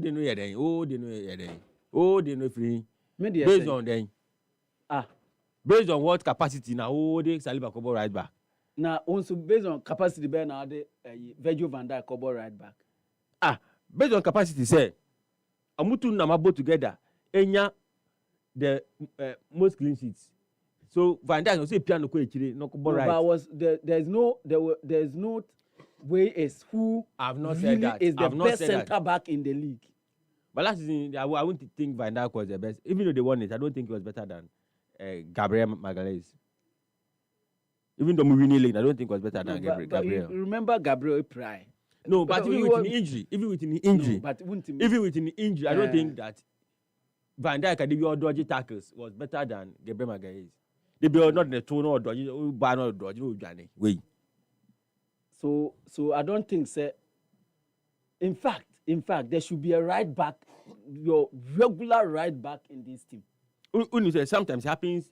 Sometimes let me pass somebody 3 defenders, especially when the best players are choked in midfield or in attack.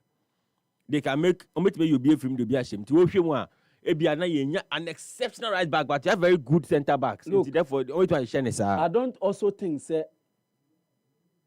Declan Rice was better than Moises Caicedo. But I think that McAllister was better than Declan Rice. No. So what I'm saying is that that this team should not have. Declan Rice had a very good season last season. He had a brilliant season in the league. Go so shiny ball of boy, Declan Rice. Goals Ben or he's got great goals. Great goals was in the Champions League. No, League. In the league. In the league, he's got about 4 or 5 goals, all from outside the 18. Top class goals. They were top class goals. And then top class goals. Top class goals, babe. They're in top class now. The only 2 goals or share. Forget about Real Madrid. They're top class. And the Real Madrid. That was the top class. No. That's the only top class goals. Or share. They're in top class. It's got brilliant. No, they're in top class. In the Premier League. From outside the 18. I want to celebrate. Look at that goal. The power. He's got great goals. So don't see. He had a very good season last season. A good season. But he was not better than Moises Caicedo. I don't know based on what. Based on Obi ono the team abo team abedi second no. Who say Obi ono the team struggle or better than him? One is struggling. Who Chelsea struggled last season. Obi ono ko D4 was there no. Was it better than Arsenal? So also struggle. One struggle and G League. No, Arsenal struggle. Was struggle here with injuries and all they struggle. Arsenal struggle. One of the teams. In fact, one of the teams in the Premier League struggle by Arsenal. So Arsenal struggle, no, they do second, and it's good. But I'm saying, say, so if the talk is that or struggle here, then every team struggled. No, but Prince, they make can say. Moiska said, I wouldn't say he was not good, but I wouldn't accept that he was better than Declan Rice last season. He was good, fine, but Minjin to me say he was better than Declan Rice. Okay. Yes. Okay. So I think, sir, even Gravenberch. But Gravenberch was the best young player in the league last season. He was very good in holding last season. In fact, let's place on record that last in this season. team, Obiba were him. No, let's place on record that last season Declan Rice and Ambo holding Arsenal. Obiba number him. He plays an attacking midfielder for Arsenal. As Partey was holding, Rice was attacking. Let's get that also. And the Rice was not holding. No. Rice was not holding for Arsenal last season. In the Arsenal team, irrespective of like if the game no big game now, irrespective of baby Abihunibia, the position in that Arsenal team is number 8. Yes, and I make her say so. Partey you can't it there now. Partey airborne number 6 no. No, bo 8. Yes. Now and captain airborne 10. No, I don't put no Odegaard airborne 10. I don't put Arsenal structure no. Who use 8 10 now? For papa, because typically, say cast a 10 operating from the left side of the attack into a 10-11 no, and then not 8-7 no, and then But we Arsenal structure now because Arsenal are inverting into no. Odegaard operating with Saka on the right into the left player no, on mum attacking with the right player. Now the right player no attacking with if you're on the left. Yes. Into see no, I'm inventing. Into see if you're Odegaard, or typically number 10. But you say roles, you say football now bear more of roles than positions. Roles like when the game is going on, there's rules. But in terms of player behind the profile, you game, you say we are number 8, you say we are number 6.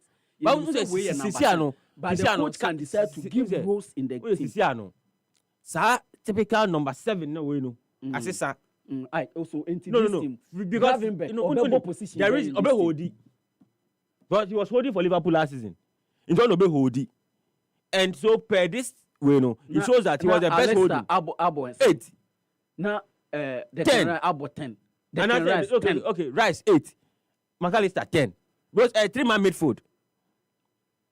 And Gavin guy holding for Rice and McAllister. I pick here. I will pick 4-3-3. I will pick Kopama. Praise. And you will pick you. And you will pick you. Because I'm fan Kobobo. Because I'm fan Kobobo. Of course. It's the reason why I am saying, say, I will pick 3 players out of this team. And Namede, Moises Caicedo, Kopama, and Bruno Fernandes to replace 3 players in this team. 3 players and then why? And I will replace Declan Rice. The Rice do want to replace him. May the Moises Caicedo be replacing. Okay. May the Bruno Fernandes be replacing McAllister. Now may the Kopama replace Ran Gravenberch. That is me. Okay. Okay. Now why your replacement in a way? No, me I don't see. Any more honey there? I don't see. Salah. Me and Sana. Omoane bebo any more. Me I don't see any Palmer Isaac on the left and on the right. No, on the left. Salah on the right. Salah on the right. Now Chris Wood. Or name. Now, just that team win. In a football game, there Manchester United beat me at Chuomo who bear for this team. Not a team, yes. Not a team, beat me at Chisa team way. Abomo bear say. Bear 4 cra omuntimi enyano just that your players and you and consider near I don't think say at left back. No, but let's play on record to say where your players nana atoma omo yes. So they have played with their colleagues and they know how well they played last season. Inti no mo atoma colleague players say omo enya sa opportunities we. Yes. Omo ane toma omo Intimate William Saliba ever ball right back. Na my pair Gabriel and Van Dijk 4 and 5 Milos Kekes. Na afi made Kopama Bruno Fernandes and Moises Caicedo abe replaces Atre na mabomu dino. Na afi meja Mo Salah Alexander Isak and Chris Wood. All right. Obiba, I feel say we players are to APF for no omona omode mo so any but yen so a ye game ni bi betimi nya divergent opinion o share the 3 center backs Virgil van Dijk, William Saliba, Gabriel Magalhaes. The season under review no betimi aka say I don't know but Dan Huijsen of AFC Bournemouth one player why very very outstanding. Sometimes I feel say defenders and yet the number of blocks and kwam be and every morning ma be shadow marking. A clear example where Virgil van Dijk. And in the first game against AFC Bournemouth, no bien who ye. Wabra na Antoine Semenyo, Eddie Bourne he pushing no. How to regroup crampo a problem Eddie Van Dijk. A player of his stature, a player of his caliber, any positioning. Say yeah, the ball air press wa kwan obefa so attract back regina ho no. On to me ye. And I don't know the reason why. Dano and Crawford rating higher than other defenders. For me personally, in be I fan say La Liga and be a German Bundesliga and be exposing him more. Premier League say omo flair skills any ade or be the pace no the abetchun or the abetchun. Be exposing him more, but this is the Premier League. Be or better no be clearance back be. What do I say? No omo ball so I feel say in his place no, but untimi and kasa so because one watch league and also a factor on be consider so be our boy among league there, but me feel say other defenders no konate mu e adwuma no more than anytime be obi wan na throw the other defenders say mon attack na no wechi na why say be a last man be, but say you beat the sweep and ankasa crowd no why last man cramp no e difficult so betimi aiden obetimi a clear ball no nti we ye sin talk akra e wo Virgil van Dijk game ni. Now, Yanko goalkeeping department. Martials, now Sempa Kase in his place in Ankesenka, David Raya. And Esenka take his position. Collins, Mr. Wafa starts Kakrato Sumami. Na Yanshe dia, and also a womb. Yanshe dia womb. Fatu Sumami, first one, no, David Raya. In the season, under review, no, Raya 13, Okipi 13 clean sheets. Or mobile bracket. Martials, Ekipi 13. And Ryan so keep it 13.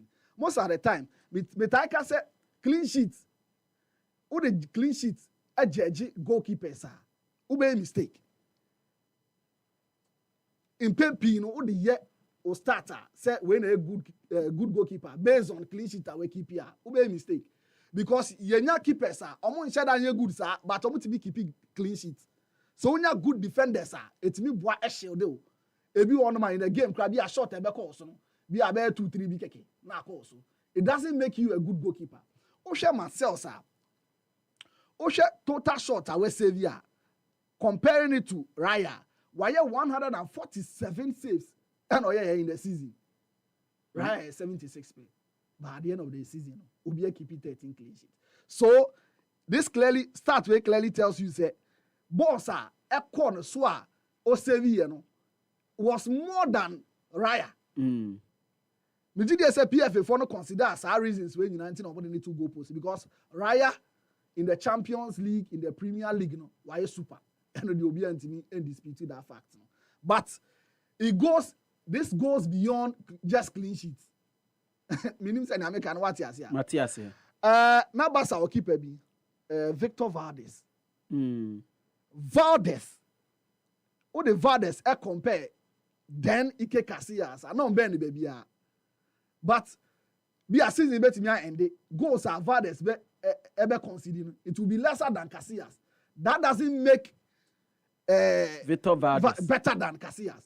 On your relatively good midfielders are before ball be ever pom who are defense no cramp na yasem Xavi, Iniesta, Messi mo Sergio Busquets mo wa bra ball be pom cramp no it is not easy.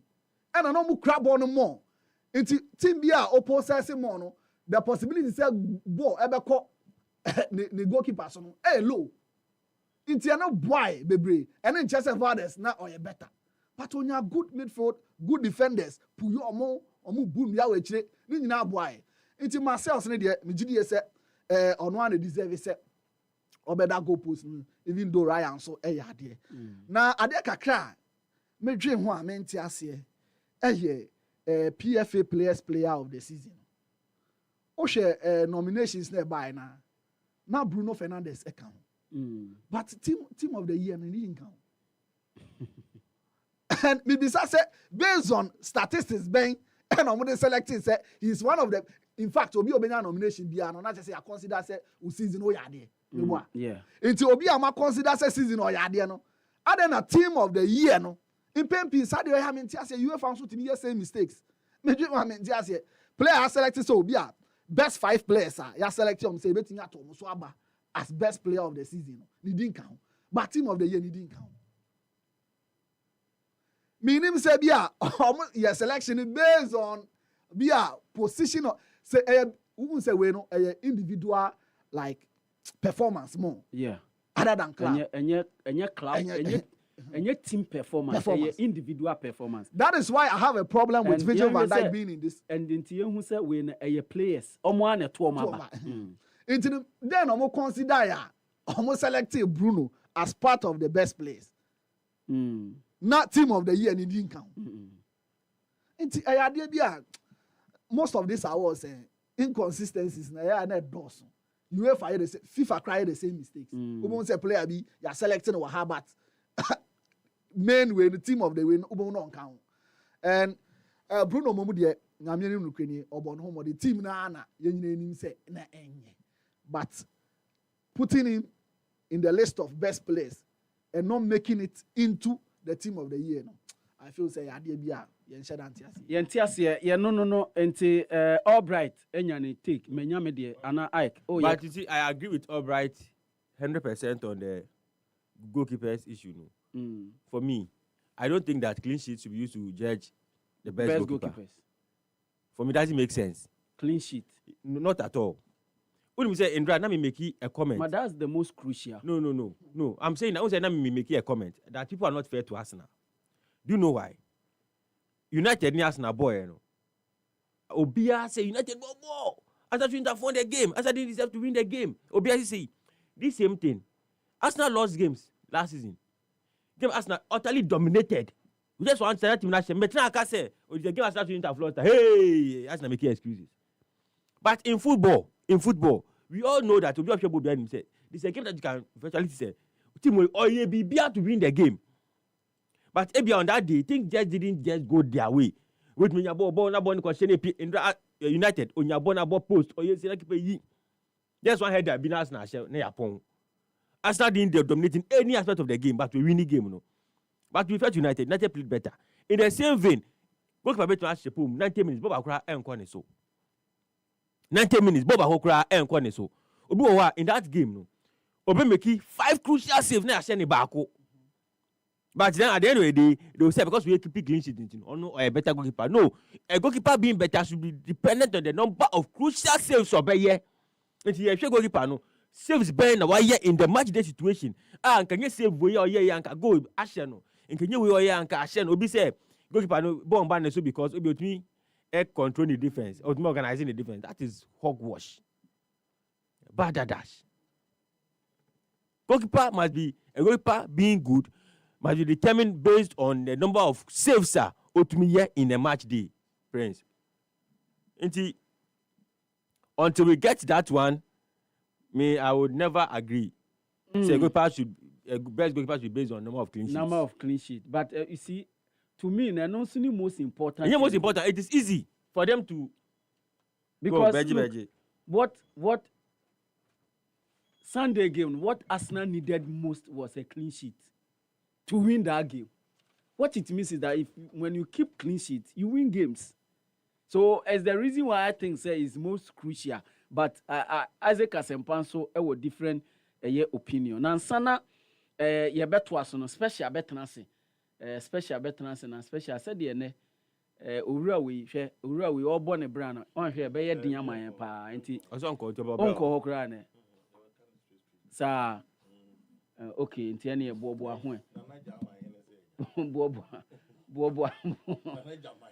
bobo aho na jabe sa na ye be ye nti said ye wo kana na emum ansa na abeba no maminye we intentem 2025 Japan GMA Japan Motors Corporate Run and Walk no baso afidie no the 15th anniversary enti no unu say ye di anniversary say die ye niema bebre eme no etimi boa ma anniversary no etimi koso na ye kama na obi obeba bia no ani age de koso no ho pa na esan say 15th anniversary enti bibia ebe ye soronko bibia be special ti se unsi o running shoes na pacho fa na si o jerseys no unsisi ya bomodin na sisi pa esan se da no yebetu mirika yenyi a yetimi tumirika na yebetu special mo de nante na omo yade na omo so be nante se da no because special o yese ontu emirika be 800 meters kra wan hwe a agese yede no eto ambulance mu agese yede no eto ambulance mekai yi ben ye call family fan runner Michael operations yede no to ambulance ambulance ne be hia no ede ne tu mu ede ne ba me pese bi beto special enti special de ye betu mirika na o wanante enti me no me ne ye me prekra isanse ye beto okuma o kai aka ne ye se mato ne kuma pa enti hyene nso ema me dwumadie yi ebekọ on the 22nd of September 2025 na ekoso dia na ekoso ewo Silver Star Tower ewo airport yes eho ene ye be hye dwumadie yi ase na yaye ne kama na ye dwumadie to celebrate Kwame Nkrumah Memorial Day ye betrentre yapom ye betumirika na afi ya promote wellness team spirit na afi ya ma a great cause enema miensen na said na ye beye ni nyina ne se ye wi a bibia bebe bia ye de 25% kwa akoma Ghana Blind Union na omudwumedi omudi no monso etimi ede aye said no celebration said the medical kan no se wo ye individual obetimi a register 100 Ghana cedis individual no registration fee no 100 Ghana cedis sana corporate organizations obetimi a register mo corporate teams enti ABA company ABCD na mo ba be register mo team of 5 7 nen nyina ne se omutu americano individually we are ye the team no bia time oye ne ye de bebom ne award team no enti hyene nso sa fa mame so o person register o corporate team na free number si 0208 565397 0208 565397 and afi 0206 784956 afi sponsors no Global Media Alliance, Japan Motors, Zen Fusion Consultancy, YFM, Lakeside Estate, Happy FM, Silver Star Tower, YTV, NFA, Silver Star Auto. Afi die no 15 years of running with purpose. Timpacho na washene so ede amame. Sabre die special atenase anesa. Watenase nti mamenko ne ho ententem na afi yemfa omemu nsem no enfemro. Ene de onua mintimi mo wade no enfema. Enti koma me. Aje go ebra so si etenase na afi yewuram yemaimu nsem aworo a yetimi ede bramo fanche esase du ba bia fidie adwuma na yedi enti du ba bi so beti ade utwamo se de esi etienti ya na eba ne sa moti ase de yetimu asenti no ye nyina ye nkamom na ewie peye high sense na eboa me matimi awuram ewo yemaimu nsem aworo a nei maboa no a me de ebra no na enie me pacho se wutie mi na ebia wo de ene se ope kwan pa ubeti ahwe TV papa ewo wo dem ope kwan pa ubeti store food ni ade ope kwan pa ebeboa na afi watimi anu anu na ope kwan pa ebeti aboa wo anyinama hode kwa so no wetimi ahwe se eye onua na nyina no obe kusani ade a me pacho ni nyina no high sense for ana kan share ni nyina high sense for aso eniji sam ni se wo mfidie a wode di dwuma wo fie no ma wo niam nyina wi opeye no enyade a etiti anyinama hode hwihwihwi nti no wodia ne se bobomode na watu anamo akomo 32 inches egosi 100 and 10 display TV pa ewo na fe laser TV no bo pa asempa mo no de bokem isan se no de ohun yie pa 4K pictures and of course boyiri pa kama pa tu anamo na ko mo so efi afe ba kokosi vienum se wotade wo mo ho na eho tochima obeboa no akora enso ede amaka na chene so se yamia bi tisama here East Legon Accra Tudu La Paz Bachona North Industrial Area Junction Mo Achimota Mo West Hill Small Committee 1 Committee 25 for Temanam Pachao enei ukokopiem Kumasi City Mo Edum Main ho and after Edum Post Office Tafo Ahimbronum and Okotano so am Pachao sabiti aka kama pa na bibia etimi awie pe owia to aso na ko sunyan na afi wo tamale wo wia no afa wa hwe boyiri pa ne fa no abepie mu takrade takwa na waba abepie mu ewo hohoi oboase mankesim ena mepacho techima na kufodua nyina no so no ho kama pa eniema ebetia wie ya no akai no ahye no so se danso man so no wetimi ehu omo ho ye kokwansa empapreso a ono so ebje no home na ewo ho no 0302450000 high sense everyday prices for everyday people ye be ran semni mu dia iram dia memfrase emfamfri ministry no aso na Emirate Messi Sports Authority esanse onu na kekeka eboaboa agodie mu a ya boaboa ni beka sports disciplines nyina no okeka bom edema sports ministry no na no na ora ya wampofanka eneda announce tiprekese ya me no kasai ade ba ko a ho kwa atwe ewo aman mu pa bia ye bobo me kire football park and pitches no ye wo obi de na so pitches no ya na entanso ani ewo CAF na no ena nei Kumasi nso no boku a friend Kumasi Asante Kotoko ho eno akire no so national stadium nti ye betimi abo national teams matches ahoro ewo ehonom ne no ena say ho akoba ne say Kumasi Sports Stadium no say dey enya de a fit for purpose ya epedifo chemu che say utimi nyusu fa nya hwe na owura ya wampofo nka akopie ena wadi ho nkobo pie de rikan wose yanka nkire obi a say weza de niam esi etie na obeka nokre na obi atia se prepare a ye kasa ide wa ma metu sika bia eda ho a wode be siesie eye park ne so no eye modern mo na afensu nkofo adama ena omo etimi esiesie eye sa park no enu nti no mafa kwan bia so omo beye na omo ahwe se eniema ebetimi akonka owie no ena osan de ato so se ade ba ko a obeye a enso ani anase ade ba ko ese ohunu ni se wo ye wadwene se obesiesie anase empo no ubetimi ahwe stadium no renovate a enya prekope na watu asori akoye niam ni nyina abom eba ne sa ebebobo so eti dia wo ye ne se de dikan no se wo hwe hawan kasa ewo me kasa no ohun se scoreboard ho asem me se kasa no se ebiti se dressing room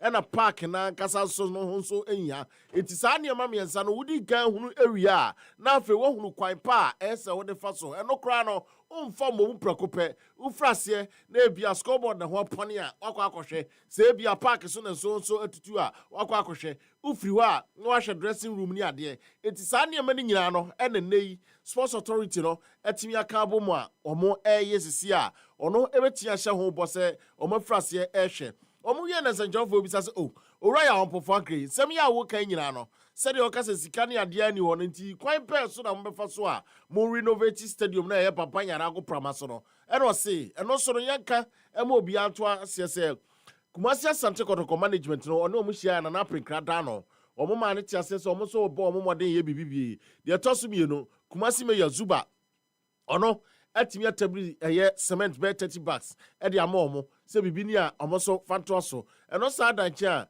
regional minister Owura Akohene enso abomoden atimi ahwe enso se ono so beti aboa ne kwai bia so a enso ye na famu dia e beti ama baba nyara asafa ne ntuma pa afra na Kotoko ene empotims ahoro a wo mo ho no e beti awie pe ni nyina no obeti ahwe na omo atimi ayesa de no wie e na wo se opem so na ankasa na mebo mu ma na enei ono so agye atumprakope se ono ogidi ye pa agitum ye pa se Kumasi ene ne potem ne empo no asantima mu de agapade bia wo ho se oman no ehyenase na esan eka ne mpasua so eka ne nsase eho ene ne manfo ho a wodi wo mu ni eno nti no opani drafie emma enkoda enwe 7 producer nanka se eka nankawefo a wono opani no so eka ho kwala agya wo nan so a yentwa enwu na ye pepa enu nti saa kwan ne so no ono obeye otibre kese ana titire ni a ono so behwe na na famu die no watimi aye bibi ama Asanteman ene wona ehwe ball ene Ghana nyina hwe ball e baba nyara no omo atimi anya akwanya akwaji omani ebrebia a ehia ehwo nsem eno so ye kakra etimi eba na memfantu dwana afei yenko the Ghana Football Association Owura Okaku atimi akasi so ahye emukena se ogitumi ye pa se yen clubs na womo efri aha akọ akobobo wa manane ene oman mu nyina no se de omo hwe se omo emma amanfo ani emtingika omo nsem ana entungika omo nsem no ntino na a league no corporate sponsorship ni ade na saa kwan no so no mo hwɛ sɛ ometimi aboa ɛyɛ clubs ahodo a ɛsɛ nei omutimi yɛ ɛma eniema ewie pɛyɛ na mo hwɛ omo ɛma bibia so etimi ɛkɔ kama na wahyɛ wɔn bɔ sɛ omo Ghana any football association no ɛde omo gidie ɛna omo bibia ɛtaa wɔn akyi a ɛno yɛ nsɛm kakra me pakyɛw etimi ɛba yɛso yɛde fa wo super dial happy 98.9 ɛso ɛde ɛma wa me de ɛto dwa ɛwɔ ɛhɔnom na tie na afei hyɛ ne nso me pakyɛw enei ukokopie mu a Gaka top 4 ɛso ɛba so na nana oduro nyako ɛyɛ obi a ɔno ɛyɛ twɔtwɔfo ɛde ma Gaka na ɔno officially wɔde abeto dwa sɛ sports authority no ɛna sɛ yɛka stadiums ahodo a ɛyɛ ɔmodia pakyɛ papa yi a ɔda so ɛwɔ social media ɛyɛ happy 98.9 ɛwɔ Facebook no wɔkyerɛ mu kyɛ sɛ yɛka agoprama ahodo a ɛwɔ Ghana ha ne nyinaa ɛhyɛ owura anaasɛ royal mpɔfo ankra the sports authority na wɔda no ɔmo na ɛyɛ ɔmo dia eti du pɛpɛnsuo bi na sɛ obedi dwumadie bi na saa nkrɔfoɔ yi anya ntoma a woni ho kwan sɛ wotoa so na woyɛ no ɔbɛka esi so sɛ ɛkɔbaa ne sɛ ɔmbɛbɔ ɛyɛ top 4 no ɔmo fraseɛ edi nka di ho nkɔmɔ ɛwɔ papa nyara agoprama so hwɛ sɛ a nneɛma ɛwie pɛyɛ ana mpo nneɛma ɛbɛkɔ sɛ na ka baba yara no mpɛ sɛ ɔmo de bɔ ɛna ɔmo ma ɔmo te aseɛ sɛ ɛhɔ no etimi mmoa ɛsɛ sɛ kɔtɔkɔ sɛ ɔmo bɔ ɔmo ho na ɔmo hwɛ sɛ mpo no ɔmo ɛkɔ ɔmo anim ni enei ɔmo betimi abɔ bɔɔl no ɛwɔ ɛhɔ no nti ɔmo bɛyɛ nsiesie ɛne nsakraeɛ ɛwɔ baba yara agoprama so ɛno ɛna oduro safo ɛsan ɛde ɛto dwa sɛ ɛno wieɛ no ɔmo saa de ɔmo ani kyerɛ mu wɔ Accra Sports Stadium ɛnra ɛna ntiyɛ foforɔ ɛbaeɛ ɛne nsɛnkaeɛ efiri sports authority no ɔbaeɛ sɛ wɔn ntumi mmɔ bɔɔl no wɔ hɔ na mmom wɔn gye di sɛ owura Frank Boahen ne green grass technology foɔ no ama wɔn ɛyɛ kɔkɔbɔ sɛ park no ana Accra Sports Stadium metinye gyina abrane na yɛ de abɔ mpochard match na ɛyɛ September no mu dia September 8 ne dia na ɛsi ɛhwɛ sɛ mpo no top 4 no yɛtumi ɛmmɔ no hɔ ɛna sɛ leagues no nso betinye akɔso a ayɛ adwuma dia saa kɔkɔbɔ no ɛna ɔmo de ba ɔ saa kwan no so nti no Orion Mpɔfo ankra gyina so kyerɛ sɛ ɔno ayɛ tibre kɛsɛ ɛne otitire ni a wɔda sports authority ano ne nti no ɔmo kwan ɛmo ɔmo no hɔ na owura oduro nyakosi ɔmo gye to mu prako pɛ gye ɔmo gye to mu ne sɛ ɔmo ɛna yɛ ɔmo de ana ɔmo nimnimgye a ɛwɔ saa deɛ no ho nti ɔmo ne clubs na kasa ama clubs no nso a yɛ involve na ɔmo de colleague no ɔmo so agye atum nti ɛyɛ ade papa nya ade bɔne bia na ɔmo ntia ɛyɛ sports authority no decision a wo take ya ɛno ɛyɛ kakra mepakyɛw ɛno nso ho nsɛm ɛba afei yɛnhwɛ sɛdeɛ ɛyɛ tɔfo yɛ nei ɛho nsɛnsɛm ɛna afei nso no sɛdeɛ ebesi akɔ ɛwɔ hɔ ɛnɛ nyame yɛ adom a nnɔmmiɛnsa Asante Kotoko any Gold Stars ɛde bɛpɔ ani nti wokɔ yɛn social media page na wobɛhu sɛ da hɔ kama paa Asante Kotoko ɛne ɛyɛ Gold Stars ɛde bɛpɔ ani ɛno akyire no Hearts of Folk ɛnso ɛne Heart of Lions ɛno yɛ nonsia Kotoko deɛ no ɛyɛ 3 p.m. Mɛtɛma wɔn ne Gold Stars ɛna afei we never say die for no ɛyɛ Hearts of Folk phobia wɔn ne Heart of Lions ɛde bɛpɔ ani nyame adom a ɛkyina anaasɛ ne fia da so no sei ne sitie Gold Stars ne Hearts of Folk ɛde bɛbɔ ani ɛno ɛnso yɛ nnɔm yɛnsa berɛ mu pɛpɛɛpɛ ɛna afei Heart of Lions ɛnso ne Asante Kotoko no nsia berɛ mu pɛpɛɛpɛ na ne kwasia da so no mepaakyɛw ɛnie ɛno 24th no mepaakyɛw Gold Stars ɛne Heart of Lions de bɛbɔ ani na Asante Kotoko ne Hearts of Folk no nsia berɛ mu no wɔn de abɔ ani na afei wɔn ahwɛ wɔn ɛbɛkɔ akɔpie mu wɔ final na wɔn atumi ɛde atoa so a wɔyɛ nhyehyɛeɛ a ɛno etimi ɛda hɔ Gaka top 4 no etimi ewura mu a mede ɛfa ha na oso ahunu sɛdeɛ esi kɔ division 1 so no nyame adom ɔmo kyerɛ sɛ 26 September betia kick off na sɛdeɛ ɛho nsɛnsɛm kakra no esi ɛtiɛ 1A teams no sei ne sitie wokɔ wa Real Tamale United hɔ ɛna afei Tamale City ɛna TF Exponential football club ɛnso ɛwɔ hɔ ɛna afei Northern City Wa Power ɛwɔ hɔ Yapei FC ɛna afei Sankara Nationals ɛna Boga All Stars ɛno ɛyɛ 1A ɛho nsɛnsɛm no na 1B no mepaakyɛw Doma Unity ɔmo ɛwɔ hɔ Techima Liberty Youth ɛwɔ hɔ WP United ɛwɔ hɔ ɛna afei Mighty Royals ɛnso wɔ hɔ ɛna CAS ɛyɛ Soccer Academy ɛnso Victory Club Warriors ɛnso ɛwɔ na afei Brekum Arsenal ɛnso ɛwɔ hɔ Old ɛyɛ club paa nyansɛm ketewa mokɔ division 2 sɛ ɔmo asan aba division 1 Lagos Cities ɛnso ɛwɔ 1B no ɛnso ɛho nsɛnsɛm ɛno no a wei ɛyɛ sɛdeɛ ɛnneɛma esi ɛte minim sɛdeɛ esi kwa Legon City so ɛwɔ ɛyɛ zombi mu wɔ na ɛyɛ sɛ Brahafo area na Legon minim sɛ ɔma free Legon City sɛ ɔma free nkraideɛ ɛno ɛyɛ nhyɛn ɛba oko zone 2 na team sɛ ɛwɔ nie Rose Park FC Park Academy Ebusua Dwarfs Future Stars FC Ashanti Gold 04 Omo enso no FC Ashanti Gold Sporting Club ye ni nemom wei eye club to free bakwaya omo asesa ne din no ayi na Ashanti Gold FC Ashanti Gold eno ewo oboase sisi ame no kasa nti oboase lenkle agoprama so na say ho nsema ebubruja na eho ena betia konti uko en Facebook na so King Faisal eso soccer intellectuals na for UCC youngsters enso ewo ehonom pacho enie na afe wanyanu adubiase yankonkon a ena Elmina Sharks me pacho Sky FC Seshi All Stars Secondary 11 Wise Ebony FC ena afe Suopon Fidelity and a Police National FC and so Zone 3 no say na City Koforia Sempefe and so our Hona fe Inter Allies and so Great Olympics and a fe Hakla FC and so our Hona Golden Cakes and so our Atram Divisa Wafa Sporting Club and a fe Nagod FC our Zone 3 no me pacho FC Nanya so Port City FC Accra Lions and a Okwa United Nana Kwame and Damkwani team no Golden Warriors and after Great Ambition, True Democracy, and after Home Stars, way any said ye, and she said, Yamia Tuma, or more air quackoshan after parents, Nina, at Timia Twaso Kusisa 26 September, a bit kiki offer, and no, a year, and Yasam Kitwa, are they? Team New York, exponential zone 1A teams. And on who's a Braha for the Northern region, first like a boom. Sankara National. Or match him, or may was wrong. But TF was a strong or more teams not Tamale United, Tamale City, TF Exponential FC. And I feel Northern City. War Power. Yes. Yape FC. Sankara Nationals. Bolga All Stars. Say no, okay. Bolga All Stars. Entity Ben almost on a day. Yeah. Bolga All Stars. Almost on my premium no crab. Aquana on it, Quasian Techi. You know, okay. Yeah, yes. Yeah. The FA president. Now, or your regional football association. Yes, or your footballer. Yeah. Utrecht. Only Utrecht. W. Young boy. Yeah. Not the original. Boga All Stars, no number premium. Oh, no, the right team Utrecht FC. Ewo Tamale, ne academy. Yes, but you can't. Unse bo omuba.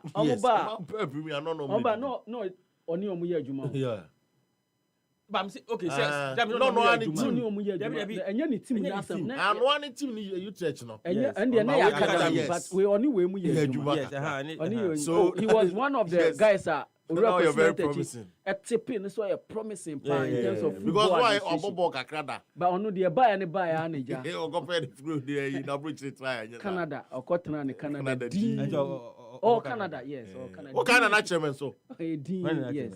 The natural Brukum Chelsea. Tell which no one now. Mr. Chairman. Oh, Bonjo. Not the cantonment. As a penny, as a pound. A dear be one. So, yeah, dear mana, the Bia or Becca. And the Pabakua or Bonnie Dean de Bia or kind. Momo Sissoko. Say Nipa only Mazempa as hard as Empire. It is the best in Nipa when in Sadi. So many 2 cities crown officers have breno. 2 cities no Ebian one farm and anke. And so when Asempa Opa can onipa ni ho asem kire ne se den o. Esa ono de ono anya sa. Exactly. Me praise na ono me na na me ko ye na anko. Exactly. Ade ti den so ono officer special anya. Me na dey adwin 100%. Prince. Okra nsem a mete fa ho no nka me no nka ye ni ha. Yes. Yes. So the relationship with you. Yes. It is over judge the badly now. I watching. My enchia mumu sisoko. Yeah, lai mumu. Ade a me pe wo lai mumu pa ni se ohu obaby and bema be unim so bema we dey so bem. Special girl or UK. Who's any type? But you say mini girl baby. Me a single. Say me a single. We dey special dia. Live with the word ka. No, see any special share like no man the correct one. It's say special ne Canada girl. Ne say form. We jano. Baby agu. You can special say form. Baby agu. Baby on all front. And I said copy South Africa. Oh, they are copy South Africa. Yanko na inko Joseph. Inko aba ahomane so mpacho eye tu ehu. Inko aba ahomane so. Na inko eye ESCO member e de ma Gaka. Na oni mu say Gaka top 4 baso nti ehu behia se ye ne Gaka company for ebedi nkomo. Ora inko Joseph me chia ma akwa abadeba happy 98.9 FM. Ye shia ya chepa o. Ani o say na say oja. Oh yeah, what the matter bench? Why am general captain? But so yeah, there I me go. Ampa. Uno yentimi va on tene kire enche kora. Enye den ye de obebem. Enye den ye de obebe no aba bebobi na yenhwe Gaka top for hyase ne. Ye hu fixtures ne deda. One issue pa me pese me busa essence yes first things first. Sikase na modiama class no ahead of Gaka top 4 no. For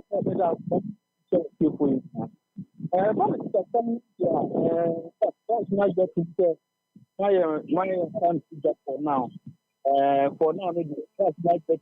You're holding I come back from the India. Just be a town.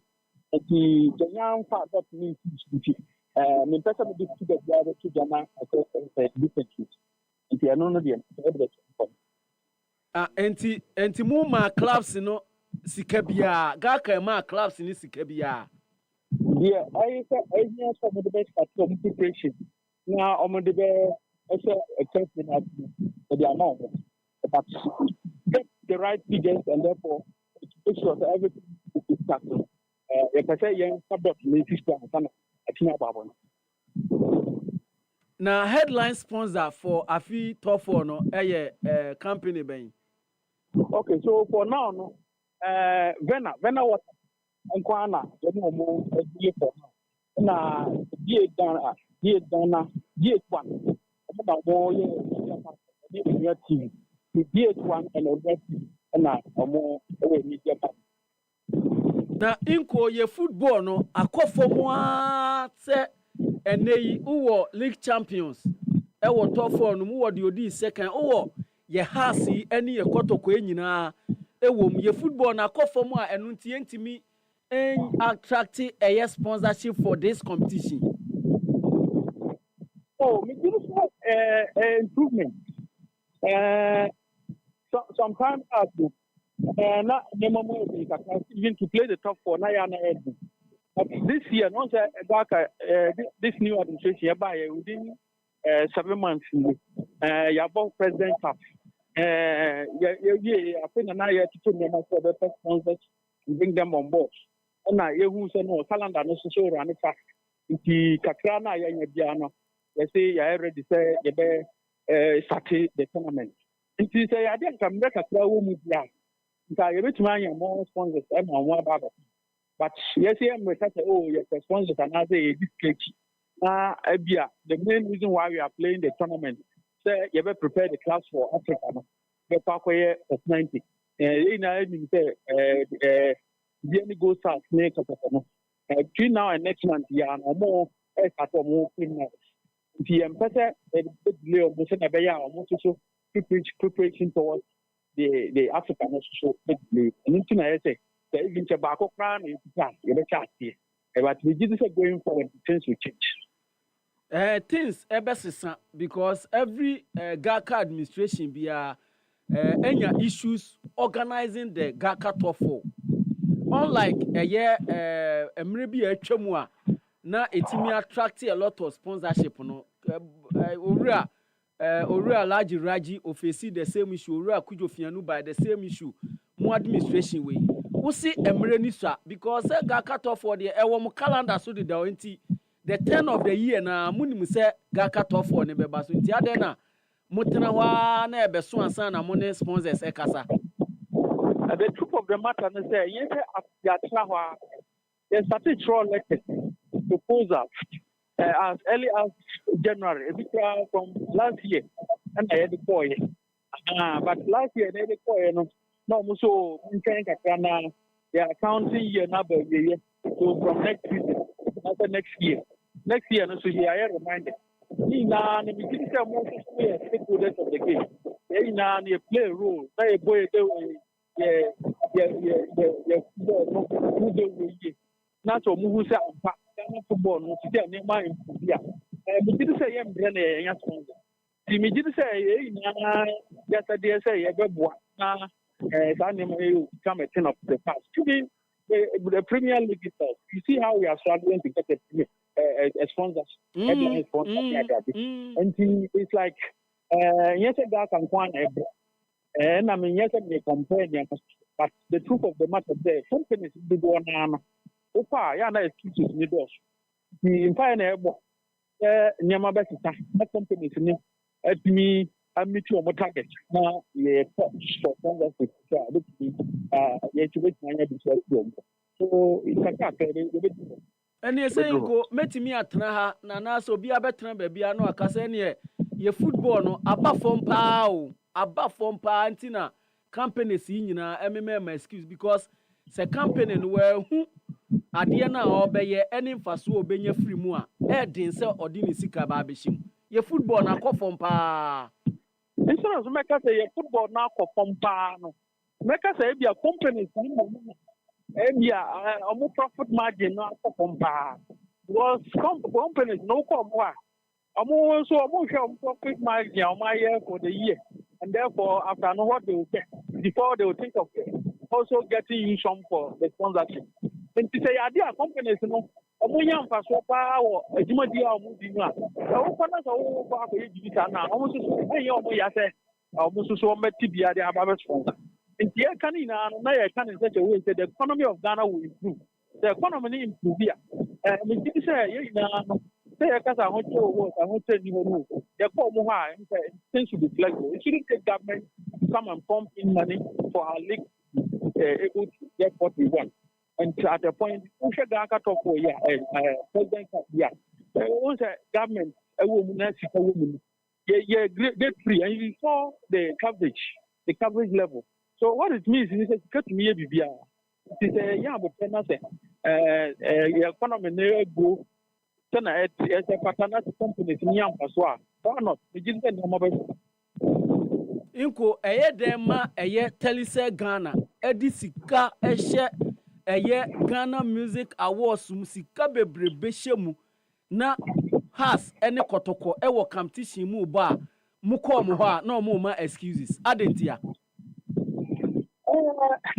Dynamics really different. So, see, Ghana Music Awards. And I had football. So for all that you know, they are not stakeholders now more into the entertainment industry than the sporting industry. It's like we the stakeholders of the game in the sporting industry be able to convince themselves if they come into our industry, we'll get a better deal than going to another. And we did say we'll be able to convince them next time to make sure that the right things are done, and therefore we get what we want. Inko ene Kumasi Asante Kotoko ene Go Stars ena Airbo big game pa say na arrangement ene plan in United in say University of Ghana Stadium say na in the opening game ene. Yes, big game pa say na okay. Before I met person and say that's a kind of Gaka. We are Fena what Gaka. What being for the first time? Yes, for the first time. Gaka can stand for the Ghana League Clubs Association. Ghana League Clubs Association. The welfare body of all the clubs. And the top for no and every season they are organized a program. And now, yeah, chess has Medina. Our Legon Sports Stadium, University of Ghana Sports Stadium. Now, by 12 o'clock, the beer gate now. 3 o'clock and a kick off. First match in Kumasi Asante Kotoko versus Bibiani Gold Star. Kumasi Asante Kotoko, a current FA Cup champion. Omo national has to a President Cup. For all the way to South Africa to beat Kaizer Chiefs to win the Toyota Cup at the Abagana. And the Omo yet team to try. That's also not the Bibiani Gold Stars. And they had the whole Ghana Premier League champion, defending champion. Omo ye ni paketwa sa anu anko amukọ tipi mam efie kwasram ekọji empaibo ekọji inshira e di apa kita sa two teams we have share at 3 o'clock na say enye game people akura we say by the end of the this month we are going to play champion of champions into me who say we three champion of champions so omo mi enu na be bo champions of champions no. Aha, into we free. Into me encourage you, some of you next year. That is very, very, very, very cheap. Cheap. 20 Ghana cedis, 100 Ghana cedis, 150 cedis. And now we have 20 cedis now, which is the regular stand. Yet after the popular stand now. We will make sure say after some match, we will need to watch the House of Folk match at 6 o'clock. So, enti uto ticket na 2 games no. 2 games papa na obabe. After them have bought for name the Bibiani Gold Stars the Omayi. Now we House of Folk. It's just Sunday. We say display we say House of Lions. 2-0 at the G Homo World Cup now.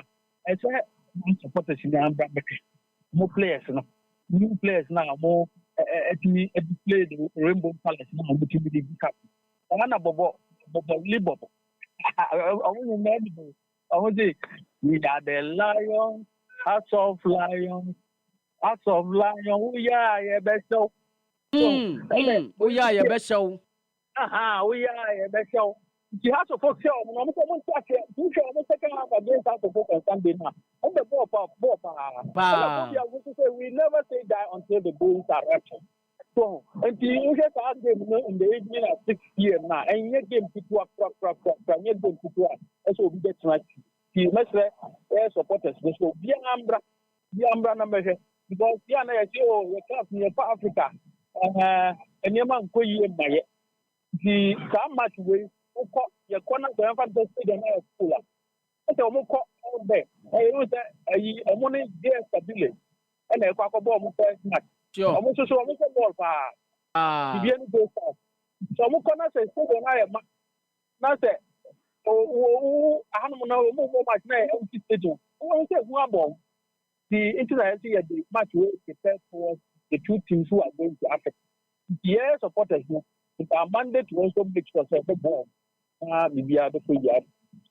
Inko yedase se efro pa waji yeso nti ye ni bedi akire ekoso na nso ye befro abrani nyina na update bia na bibia wo bia no ne ye ne waka minimum se mo partners ye media ma sort your accreditation ya out nti media no nso ye beba na ye so ya ba be ofa ye support na asempa se me kan kire o se me apply accreditation no watu kwan okwa chire kakra enti ma anya bia ma no enti mpacho ma omunye ba akoma na enti sa one me be konto kwapa enti mpacho ma omunye ba akoma said the truth of the matter is can obi anti say omo ye ka say no na ye deadline so obi amagine die wo a wanje wo die bia media house bia wanje wo die bia no make say nam kwan say ye ko Legon Sports Stadium ho bomodin na bra ho na ba ye be che obi a di Obia di wakwa ya da hoda the message obia mbomodina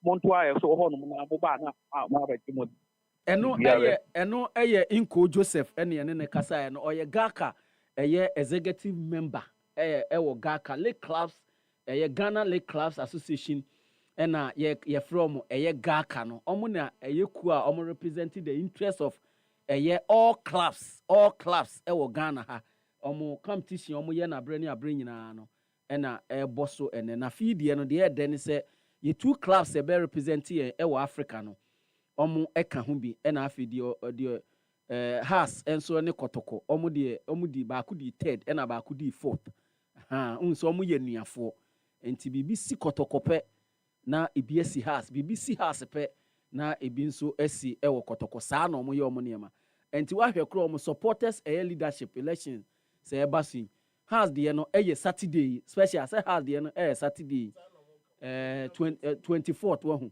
24th Saturday yɛ 24th no Sunday mum na yɛ 24th nti 23rd so on beto no Saturday deɛ 23rd changes between abem saa bibi asesa tell na me bisa no man share down fixing here you know between about say changes but then let's hope say Saturday no om de ahye no ɛna kotoko nso deɛ no sɛ bibi ansesa deɛ a ɔmo nso deɛ no ɛyɛ 28 ɔmo nso yɛ 28 of this month nti deɛ ɔmo nyinaa ɔmo ɛyɛ no na yɛn nkratoɔ kakra ho special yɛn nkratoɔ kakra mepacho yɛ ba na afi yaka de aka no na yɛ de bibia aka ho tie we yɛ ba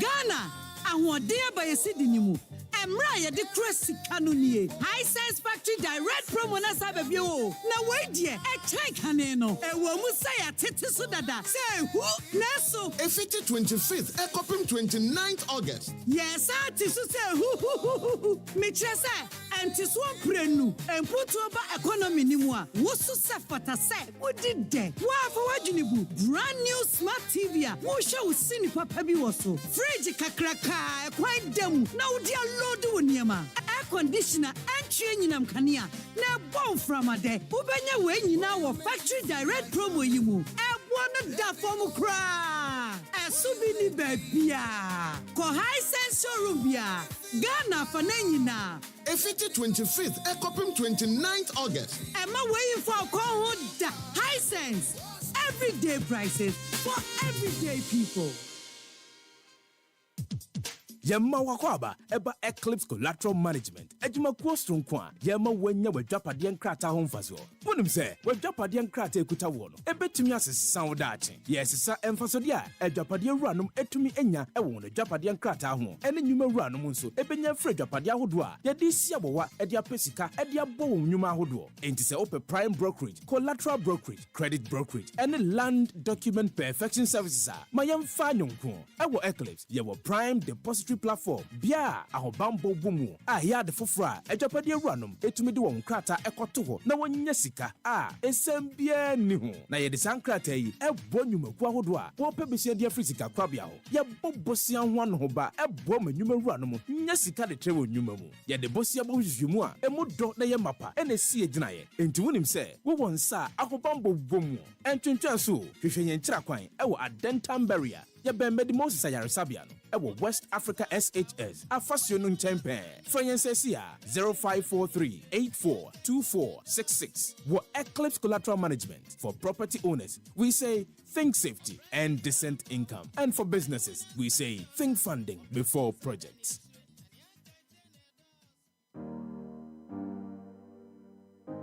Tovila Water Solutions. Tovila Water Solutions. If in a water treatment you define it. Tovila Water Solutions. Technical support for your water systems. Tovila Water Solutions. Water research deo, training deo. Tovila Water Solutions. Water dispensers, drinking water supply. Tovila Water Solutions. We they provide safe water for your homes, companies, industries, communities, government and non-governmental organizations. When it comes to customer satisfaction and professionalism in water solutions, Tovila Water Solutions is the #1 in Ghana.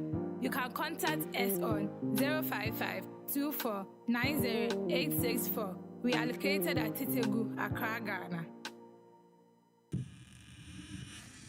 Charlie, I stress. Oh, senior, what be the issue? Bro, another one caught happening again. I nearly get them this time. Charlie, the over 1.5 messed me up. Oh, Charlie, sorry. But wait, you don't get refund for your loss? Nah, bro, that thing's have day. You hear some before? Yeah, soccer beds they do. Them they call them soccer chance. Ah, Charlie, you sure? Oh, but why I for lie you? Just make your stake on 10 plus games with odds of 1.30 or more. And when it's full, you will get your stake back ×3. Come see my bets. Hey, Charlie, this be interesting, oh. I know, right?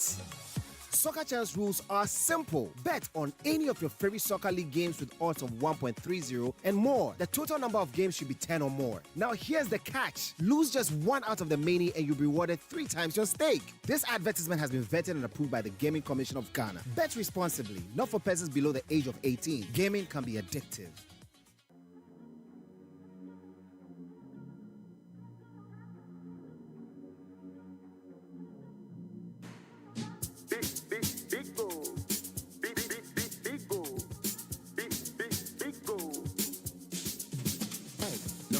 Everywhere you go, Pico. For the friends and the family, Pico. Big refreshing moment, Pico.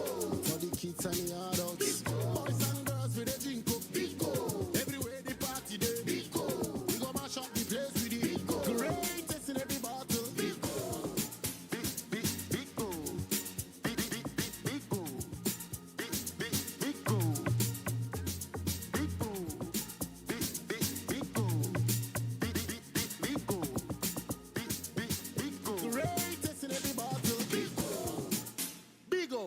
Refreshing moments.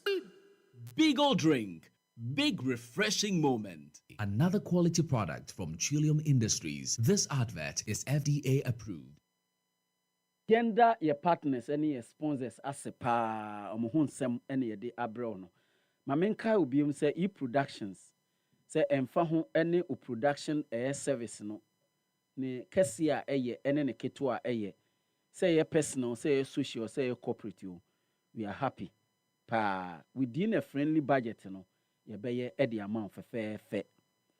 Ubetimi afre e-productions, it was 0242 755 323. And as also social media, search ye at e-productions. E-productions capture the moment. In pacho, any chairman be a chairman. Being a chairman is more than just a title. A chairman is the one who makes his wife or woman happy in bed. A chairman is the one who gets appellations in the morning. Every chairman would attest that his happiness starts with a kiss. So my brother, Minya Bema, so person ye chairman dia also abreni start with a kiss.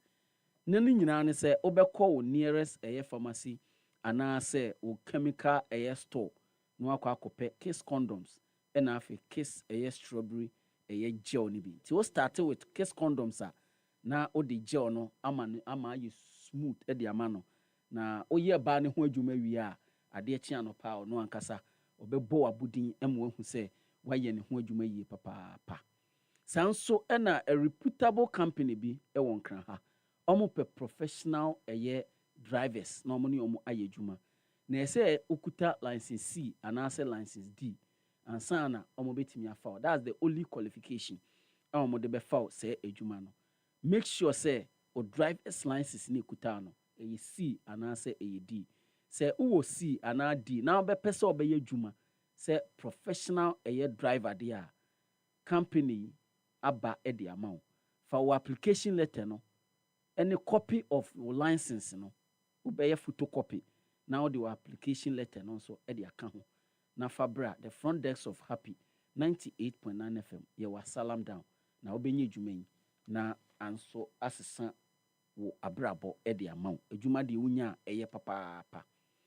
The chat no soccer best. Soccer best se men kan kire say omo wo fa a great opportunity to win even when you are losing. And no soccer chance. For 10 plus matches.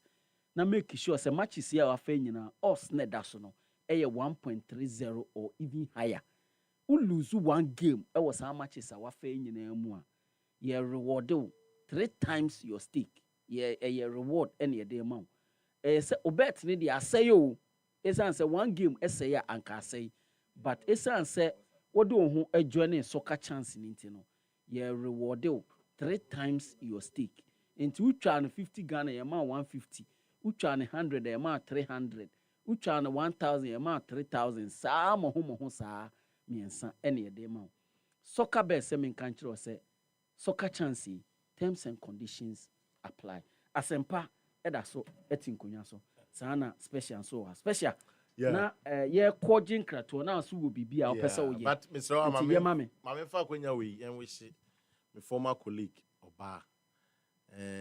ni full ni din ene na ni birthday me fama no ne Louisa Boatma Mensa Dedo Himani ta afre no Ike we dey man special fan ma we oh yeah say Ike pedia oh okay wasan ware ba kokura kan say ne yire mo ye 4 minimum 4 oko Dubai o ya do say no ayo mo ade na enu e fa ho na okoye ne yire ho ade obeka kire o asamba ware 5 abom okay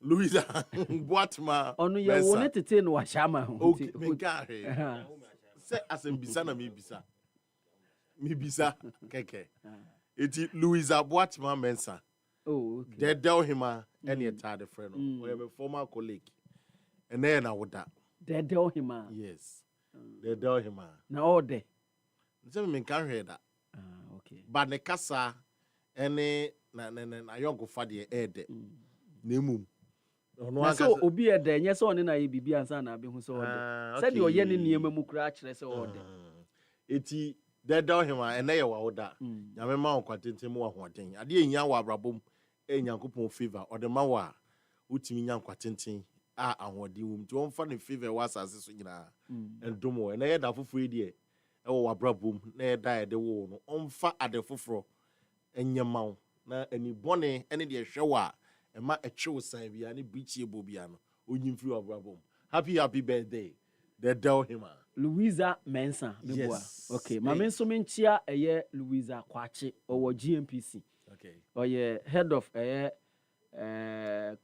corporate affairs head of corporate affairs ono so oye Mrs. ana Miss men kan kire no wakudi akire men kan kire wo kwa na be hu se sa ye tonkran doko a ye gi shito de ka ho ye friend Louisa Kwache oye head of corporate affairs ewo eye GMPC nti mechiao ene mechiao ena no pe pa enura metena ni Range Rover no na kama papa what's your friend saying Louisa Kwache oye head of corporate affairs ewo GMPC okay yes nti bibia kama me that say Gaka top 4 the relevant of the top 4 no diminish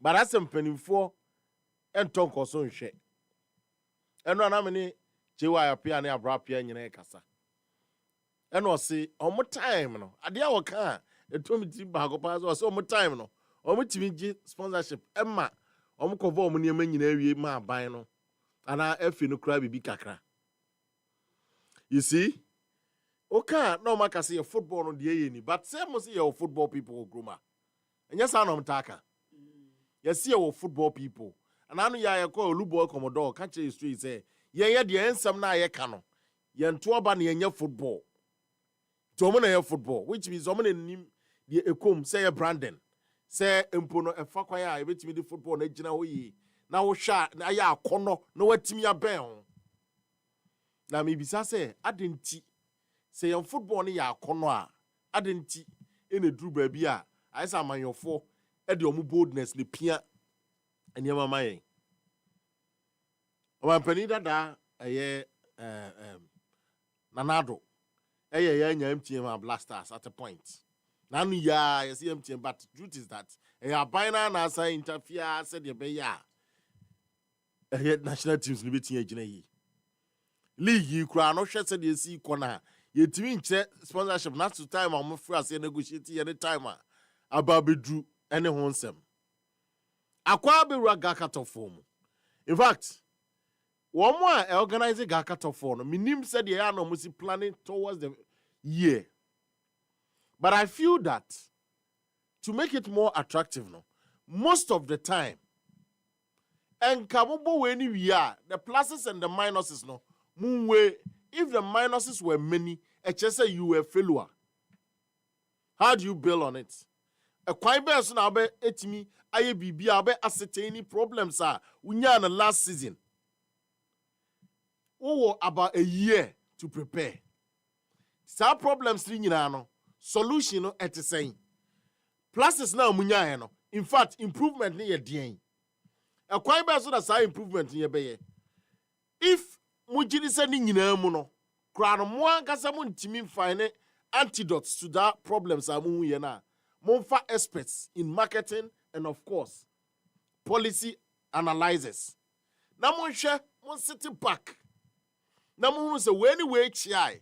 We anyway ko say. We anyway ye say. Eti ye say fans na ama stadium anase ebia omuntimi emma to even half of the capacity of the stadium no. E dey na akọ so. Ohaw ne hyehin. Ehemfa na ye chimato ntokua ne wahin. Na kwan ba so ne tuatua san ntokua ne nyina. These are some of the things I say. Mutrase na musisi na muhwehwe ni nyina mu pepepe. Na mu wie a mo say oh. Ene na we fa sei. We ni ye yamfum so we na di we bae. It is say na esisi ano. And I make us some one crown antimi a reach the top of the program na. And our problem no crown na. What you can do is say monfa wona analyze policies. Ene niema analyze ye. Hwe ade bia opese ye kese na ye bia no. Efri baabi na beduru baabi o. Ena ade bia opese ye kese bia no umwani ku hunya brema no. But I feel say organizers of Gaka Top 4 eya bebe a na fei omo ye niema nkukure tem na obehu an say ye de akogu sampam na esa akokọ hwete apaduane adi otutu kakra emwa kitinkiti pia no achechechi ana sampam no agya hokọ forgetting say bia ko ye hoye a ka ade chi anko beti ansa be hwete ono aye bibi Gaka Top 4 na nimunyam no kwa na ekofom na yemfa ne say senka omo was sponsorship super etinka sabio 7 predias September 8 right ena yebebo child match enka sports authority betra won say sika any supporters a ebeba te set time na jeri asare mo yes ye mo biem ni ade ya ne nipa gu hu bebrebe no enkometi akase ana sports authority be kase ya wo hwe wi a hu say at the end of the day no sika beti afirima ba bia ebema ye be 100,000 and over ya be share of sports authority na nti go be jaw say there be ya makwan mgobo because say wo hu say uni sin enti de bi obema dompe no ayeren say bom but ga wo sin a ebo dompe mu a enko mpres obema dompe no. That is one thing empepenso a Gaka ababedu a de bia na say wo kan na ekame ya say obi anim na obu nanim tia, but that is not the case. Ade ne koya ekaye nyina from sports presenters wo ma ye football any 7 produce wo ma ye commercial activities e was stadium ho kra eka obi a. But I had to say lazy man's approach, much we do about nothing. Ebedu a tentem so yenye say yenya sponsorship go kasana miti na say yenye say bia football na I say in fact say dem musi ya ade no ene mo organize no eno so dem amunya sponsorship. Now when I catch say kotokone has asay kura no omu be hia sa euphoria no se ufra se bo ho dawro ntamo a supporters and our branding ya supporters any ho no matter what ekroma ya ompanifo omu fili ene onkwada omu fili say dan a house of folk ne kotokone wo mu clubs nketwa no enya house of folk ne kotoko ya mu no mu pie free to some extent say kotoko kro osia na e be free house of folk and I do purpose so be a said the omo ball ni city enti no omo be rivals in football but outside football omo ye one people so I didn't think I won't take advantage of that na mo nhwe say ye be build wo kotokone house image ni so to the extent say eno kra no ye starting term even for 6 months before kra na betia my image kese e betia my corporate Ghana sponsorship e betia boya me nyankofo bi a ye fi say omo pam ana empo kra no one way or the other mo betia consult companies ache ansa na akra duro but omo mfo mani nhwe ho de bia no eye mansotwe e wo Gaka we pemasem ena we nya minipa ena we ya esei ena we ne manko Gaka ku ya nkasa mi hunu sika bi ewo ho ene ade bi e hwe da free mu ba madaba di na nkasa moa ne clubs no kro wum enso de bia manso wo Gaka even the FA no kra na ye sika ni ade efa ho mo no kra no man so ni omo ntem te se Gaka executives de bia man so chambasa enu ntina de so mo concentrate no mo ye no ye hunu free Gaka. Prince, I think it's about time that lackadaisical attitude on the part of ekophobia ye de tumi ahya omo nsa ene wo mo a eto aniema jeje mu no se wo hwe na wontimi agya mu to oneko ade bia so de me ya say edu ba bia na yes football people meanwhile any school of football me de me say ye college say che coaching sporting activities but you should any special football school say football administration sports administration I mean say sports management and sports administration here but you need football administration but the chroma wo me football no can be almost say there be and so on the omo na di omo sika football and it's omo nim say the ebesi aye na be koyi oh no omo kan say about the point that no person omo kire na dey ntina na no olubo ka kire say mo dia mo tisoro na keka ne dey yes sir, because you see the omo argument ni say yen ye di sika football and to say ordinary sika football dia or more say than what it means sympathize and nyame nso na me di sika e be kwa akohwe ball na mo nyam no mo refi pena mo refi o refi na dey wo mo timu ana no senti na e omo kansa no say nye say refi because maybe sympathizer of hearts me sympathizer of hearts e bia na mo akoye sympathizer of Kotoko because onye official card bearing member but at the end of the day ohun se Kotoko e wi ni a 7 prediason ebi a sport bi kura ben baby obetie gina no wafa ebi a one cook bi se ni age na okọ se di skaba yeah ebedu baby no obedwene so we na de ma me kohwe Kotoko ne house no sure what the skaka cry there bro se 10 cities kura no obetia ya se nipa 10,000 eba no the 10 cities be say and no de ye omo ndwen ho saa se omo ye omo analysis omo ndwen ho say na Real Madrid ni teams akese na omo make ska no omo supporters kura hia omo chen bibia who's over to the decision be but no matter testing waters. No matter the supporters like we want some question. The supporters them prepare no more question. But I had the decision bar. Woman sympathizers and supporters of the club no bear card no. The moment you go stadium the car no mudi o matter. 0551563916 and after 0555657278. Your phone lines are on so betimi afre now do wadwen kire about Jume Diwe. So time check aka a year 9 minutes na ye the show you know premato near the show ni nyina aba na wie me pa cho onsu betimi ed wadwen kire aba numbers no 0551 563916 0555657278 fa wadwen kire ebra Jume di iso Ike I think Sega cut off on the especially when you may I mean, what I'll say is that in the games, so Bianco should be very exciting games. Very exciting games. Very exciting games. Especially Kotoko Go Stars at 3 p.m. Now, has and Heart of Lions and so 6 p.m. 6 p.m. They interested about these two opening games. And they say, has ni Lions never board the Home World Cup. And I Kotoko so Go Stars never board the Champions of Champions. Sure. So to be revenge for either of the Lions, this is your match, wow. Oh yes.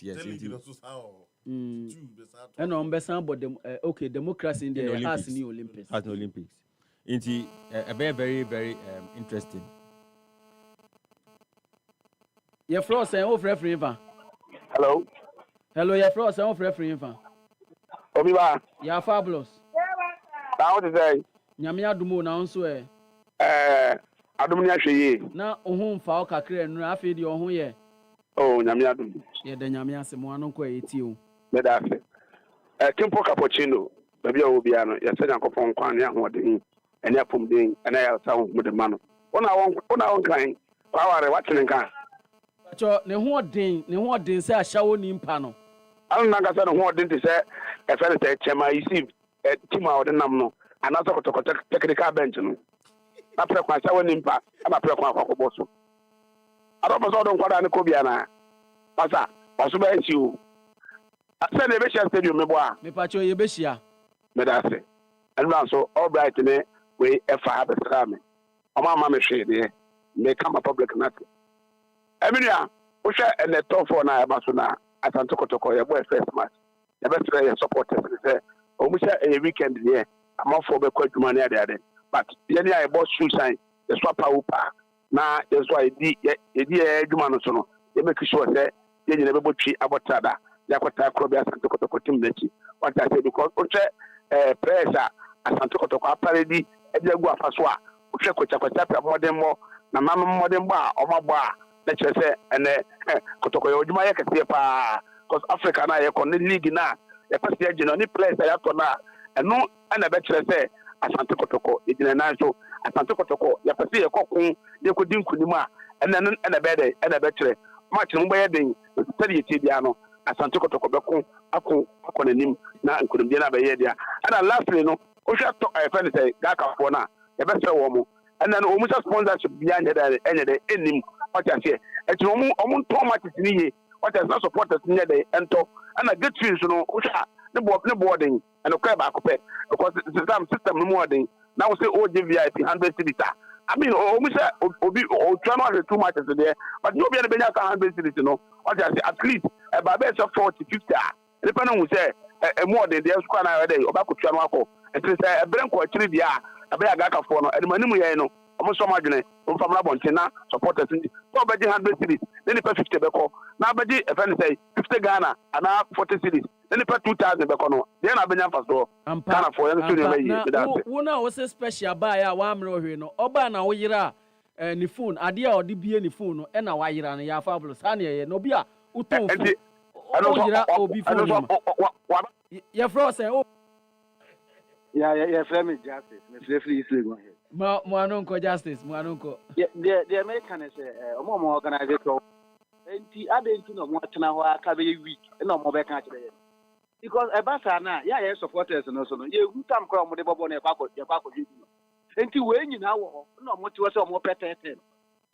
Ghana for mo hwe ye na de mo ye ne de enye o omo ti se omo nya de ma ye supporters ye ni nji one day kura and some of the problem be ban ko na mo pese mo ye na ye nkasa mo be organize 12 nka mo de aba be 2 months ma bo hu dawura sabi wo ko ba bia o te se o 12 bi baso o na mo ana wo ti te se aka be week na mo so mo chance ne happy from my meeting no for ya community e be bottom for ka na organize yi justice ye da se ye fro sen o frefre Eva Obiba uni abema jana wana mekata fe kwa benya Obiba ma wanu ko ye ti ajana no no ya da ko se sia te o kaka mi tani se on se mi de mi ye sure say be blame o efi but you know what I ba so baba yara ba Facebook ti all se to nye adwuma no so only say adwuma no ti nye tika ni wa ye ma appointment we ni ye again the head of mi de mi body we ni ye again what I say e di be free F4 so you see Opportunity so I know you money. It's a mom call.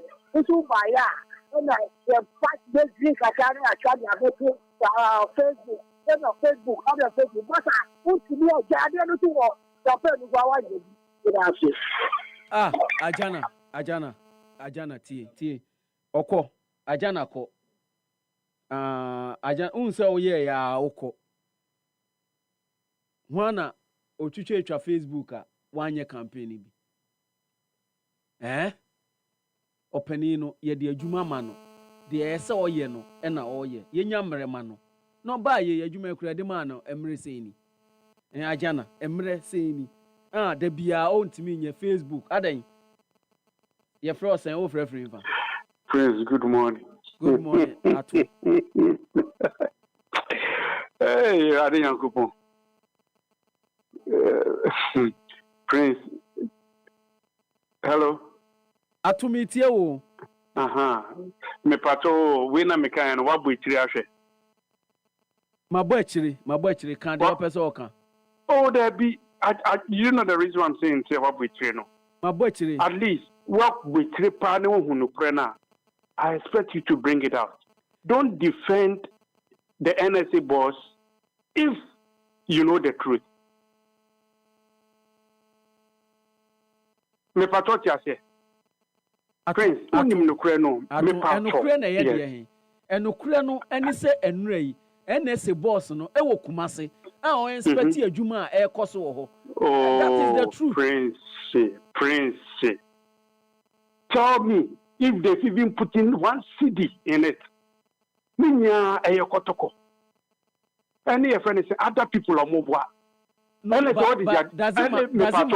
it matter? It does because when my friends initially Kotoko had a problem with them. Almost started grass and started say channel. And I'm over to your friend is social media page.